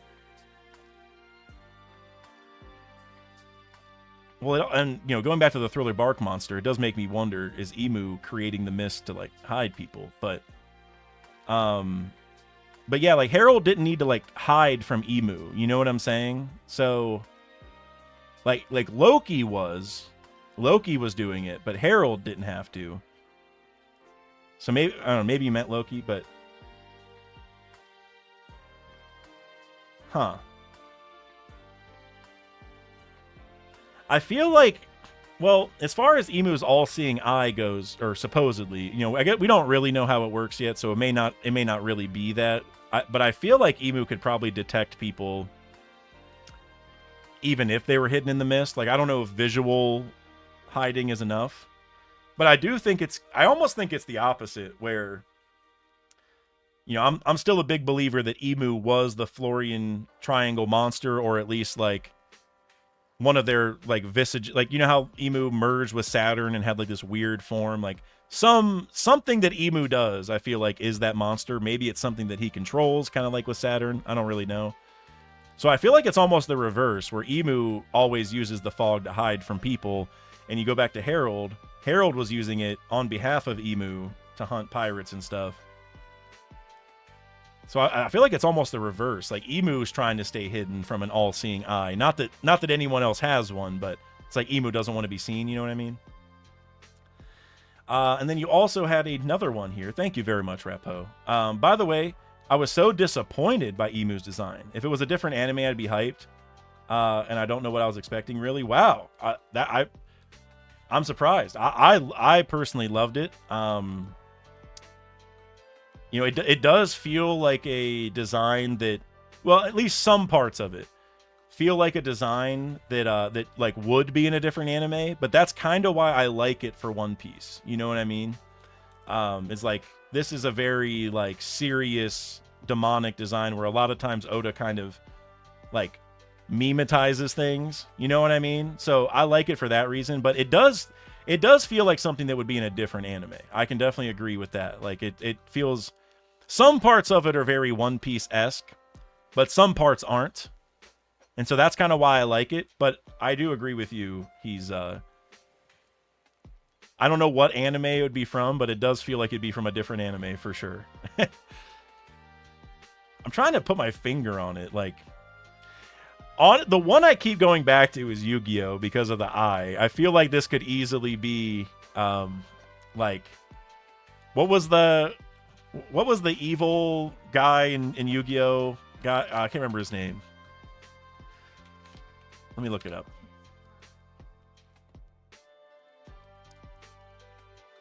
Is it the... Oh, hold on. Now I'm getting Yami Bakura. Is that it? I don't know. Is that him? Or Dark Bakura? I don't know. I never watched the end of Yu-Gi-Oh, so I have no idea. But I know there was a lot of, like, you know, Egyptian god type guys showing up by the end of the show. And it feels like that a little bit, you know. Merrick, thank you, Thorak. Merrick, that's it. And Elax, LOL. Yeah, thank you. That's who I was thinking of, was Merrick. That's definitely who I was thinking of. And did he have is he the one who had Slifer? I can't remember. That was like the height of Yu-Gi-Oh for me. It was Slifer's my favorite Yu-Gi-Oh monster for sure. Yeah, I think him, but like his more like kind of like evil mode. That's kind of what it reminds me of. But definitely Yu-Gi-Oh. I definitely get Yu-Gi-Oh vibes for sure from Emu. Merrick's servant had Slifer. Gotcha.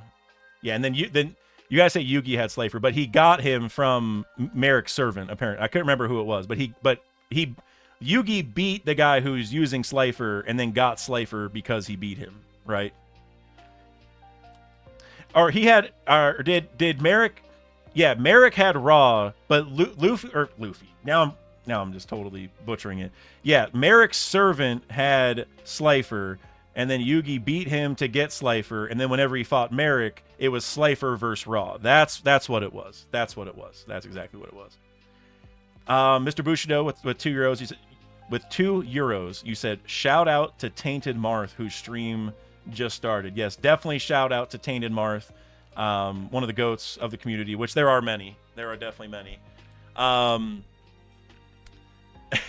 So real quick, before I wrap things up here, I was gonna go look to see which if I missed any member donations, because I don't know where to find those in Streamlabs, but I know I definitely had to have missed some. But I just can't see who donated them.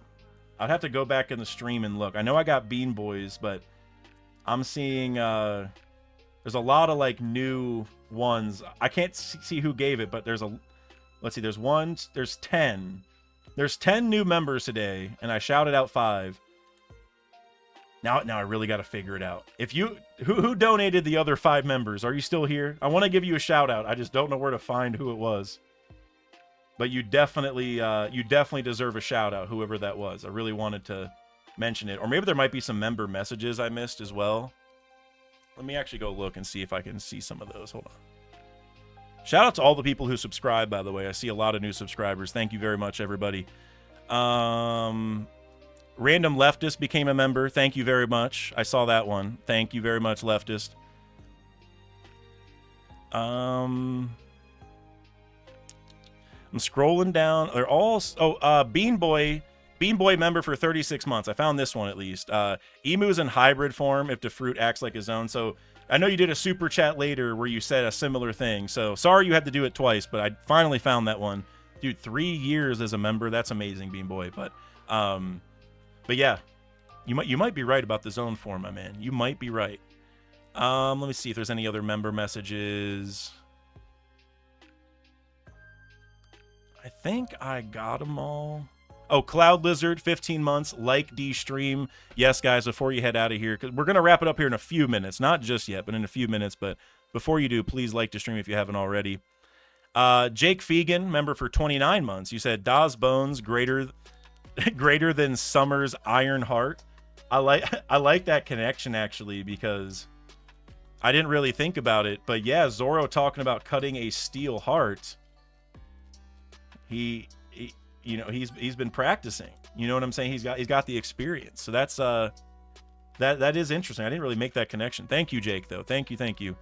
Let's see. And I think that's it. I think, at least on my end, I'm still missing whoever donated 5 memberships. Let's see. Did anyone? Oh, Rapo, you said it wasn't me. I thought you said it was you. Well, whoever it was, major shout out. Major shout out, whoever it was that donated those memberships. But yeah, guys, this was just crazy. What a chapter. What a time to be here and talk about this. I feel so, I don't know. I'm on another planet right now with just how awesome this chapter was. Damn. We're eating good, guys. We're eating good. That's all I can say.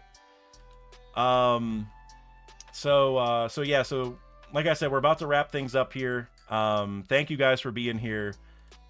Trying to think of what else to say here. Oh, I was going to say this too. I mentioned earlier that I have a couple collabs planned, so Saturday I'm recording something with Sai. It's going to probably just talk about this chapter pretty much. So, and I'm also doing content on his channel, so I'm going to have some stuff with Sai coming. Parvision said he's going to be free at some point. He just doesn't know when, so I'm going to have something with Parvision. But also, Commodore Laz also sent me a message. He's like, Dak, you know what we got to do, because we haven't collabed in a while either. So Laz, I'm going to get on as well. So hopefully the roster will even keep growing. But gonna have some content out if you want this week. But yeah, guys. So what a time to be a One Piece fan. That's all I gotta say. So thank you guys for being here. Almost 3 hours? No, dude. It's 6 o'clock? Wow. That's crazy. Thank you all for being here. It feels like 30 minutes went by and it's been 3 hours. Good vibes, TCG. You're going to send us off here. Remember, for 40 months. We did talk about the TCG a little bit during this reaction, but said, no, I missed it. I'm going to go read, be back. Well, I'm sorry we're leaving now that you just said that, but good vibes. I'm glad you at least got here at the very end. Thank you very much, brother. And thank you everyone else for all your donations.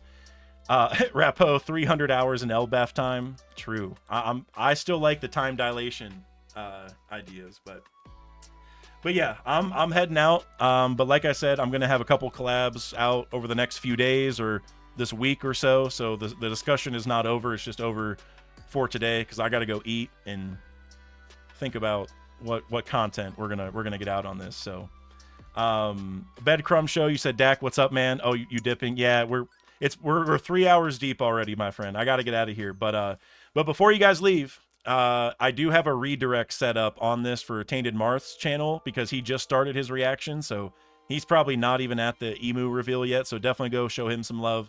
I think Parvision is also live if you want to hop over there. He's probably already done reading. He's been live for a few hours, but like I said, Marth is probably about to see Emu's face, so if you want to hop in over there, definitely do it. You can just stay here.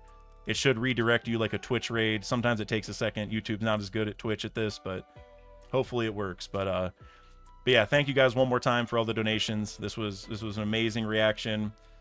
You guys, the community collectively was right about the hype this week. You know, I heard so many things. I said at the start, I want my money back if I'm not freaking out, and I don't need my money back. No refunds. No refunds necessary today. But yeah, thank you guys. Be safe out there. Most importantly, the world does not get any safer, as I always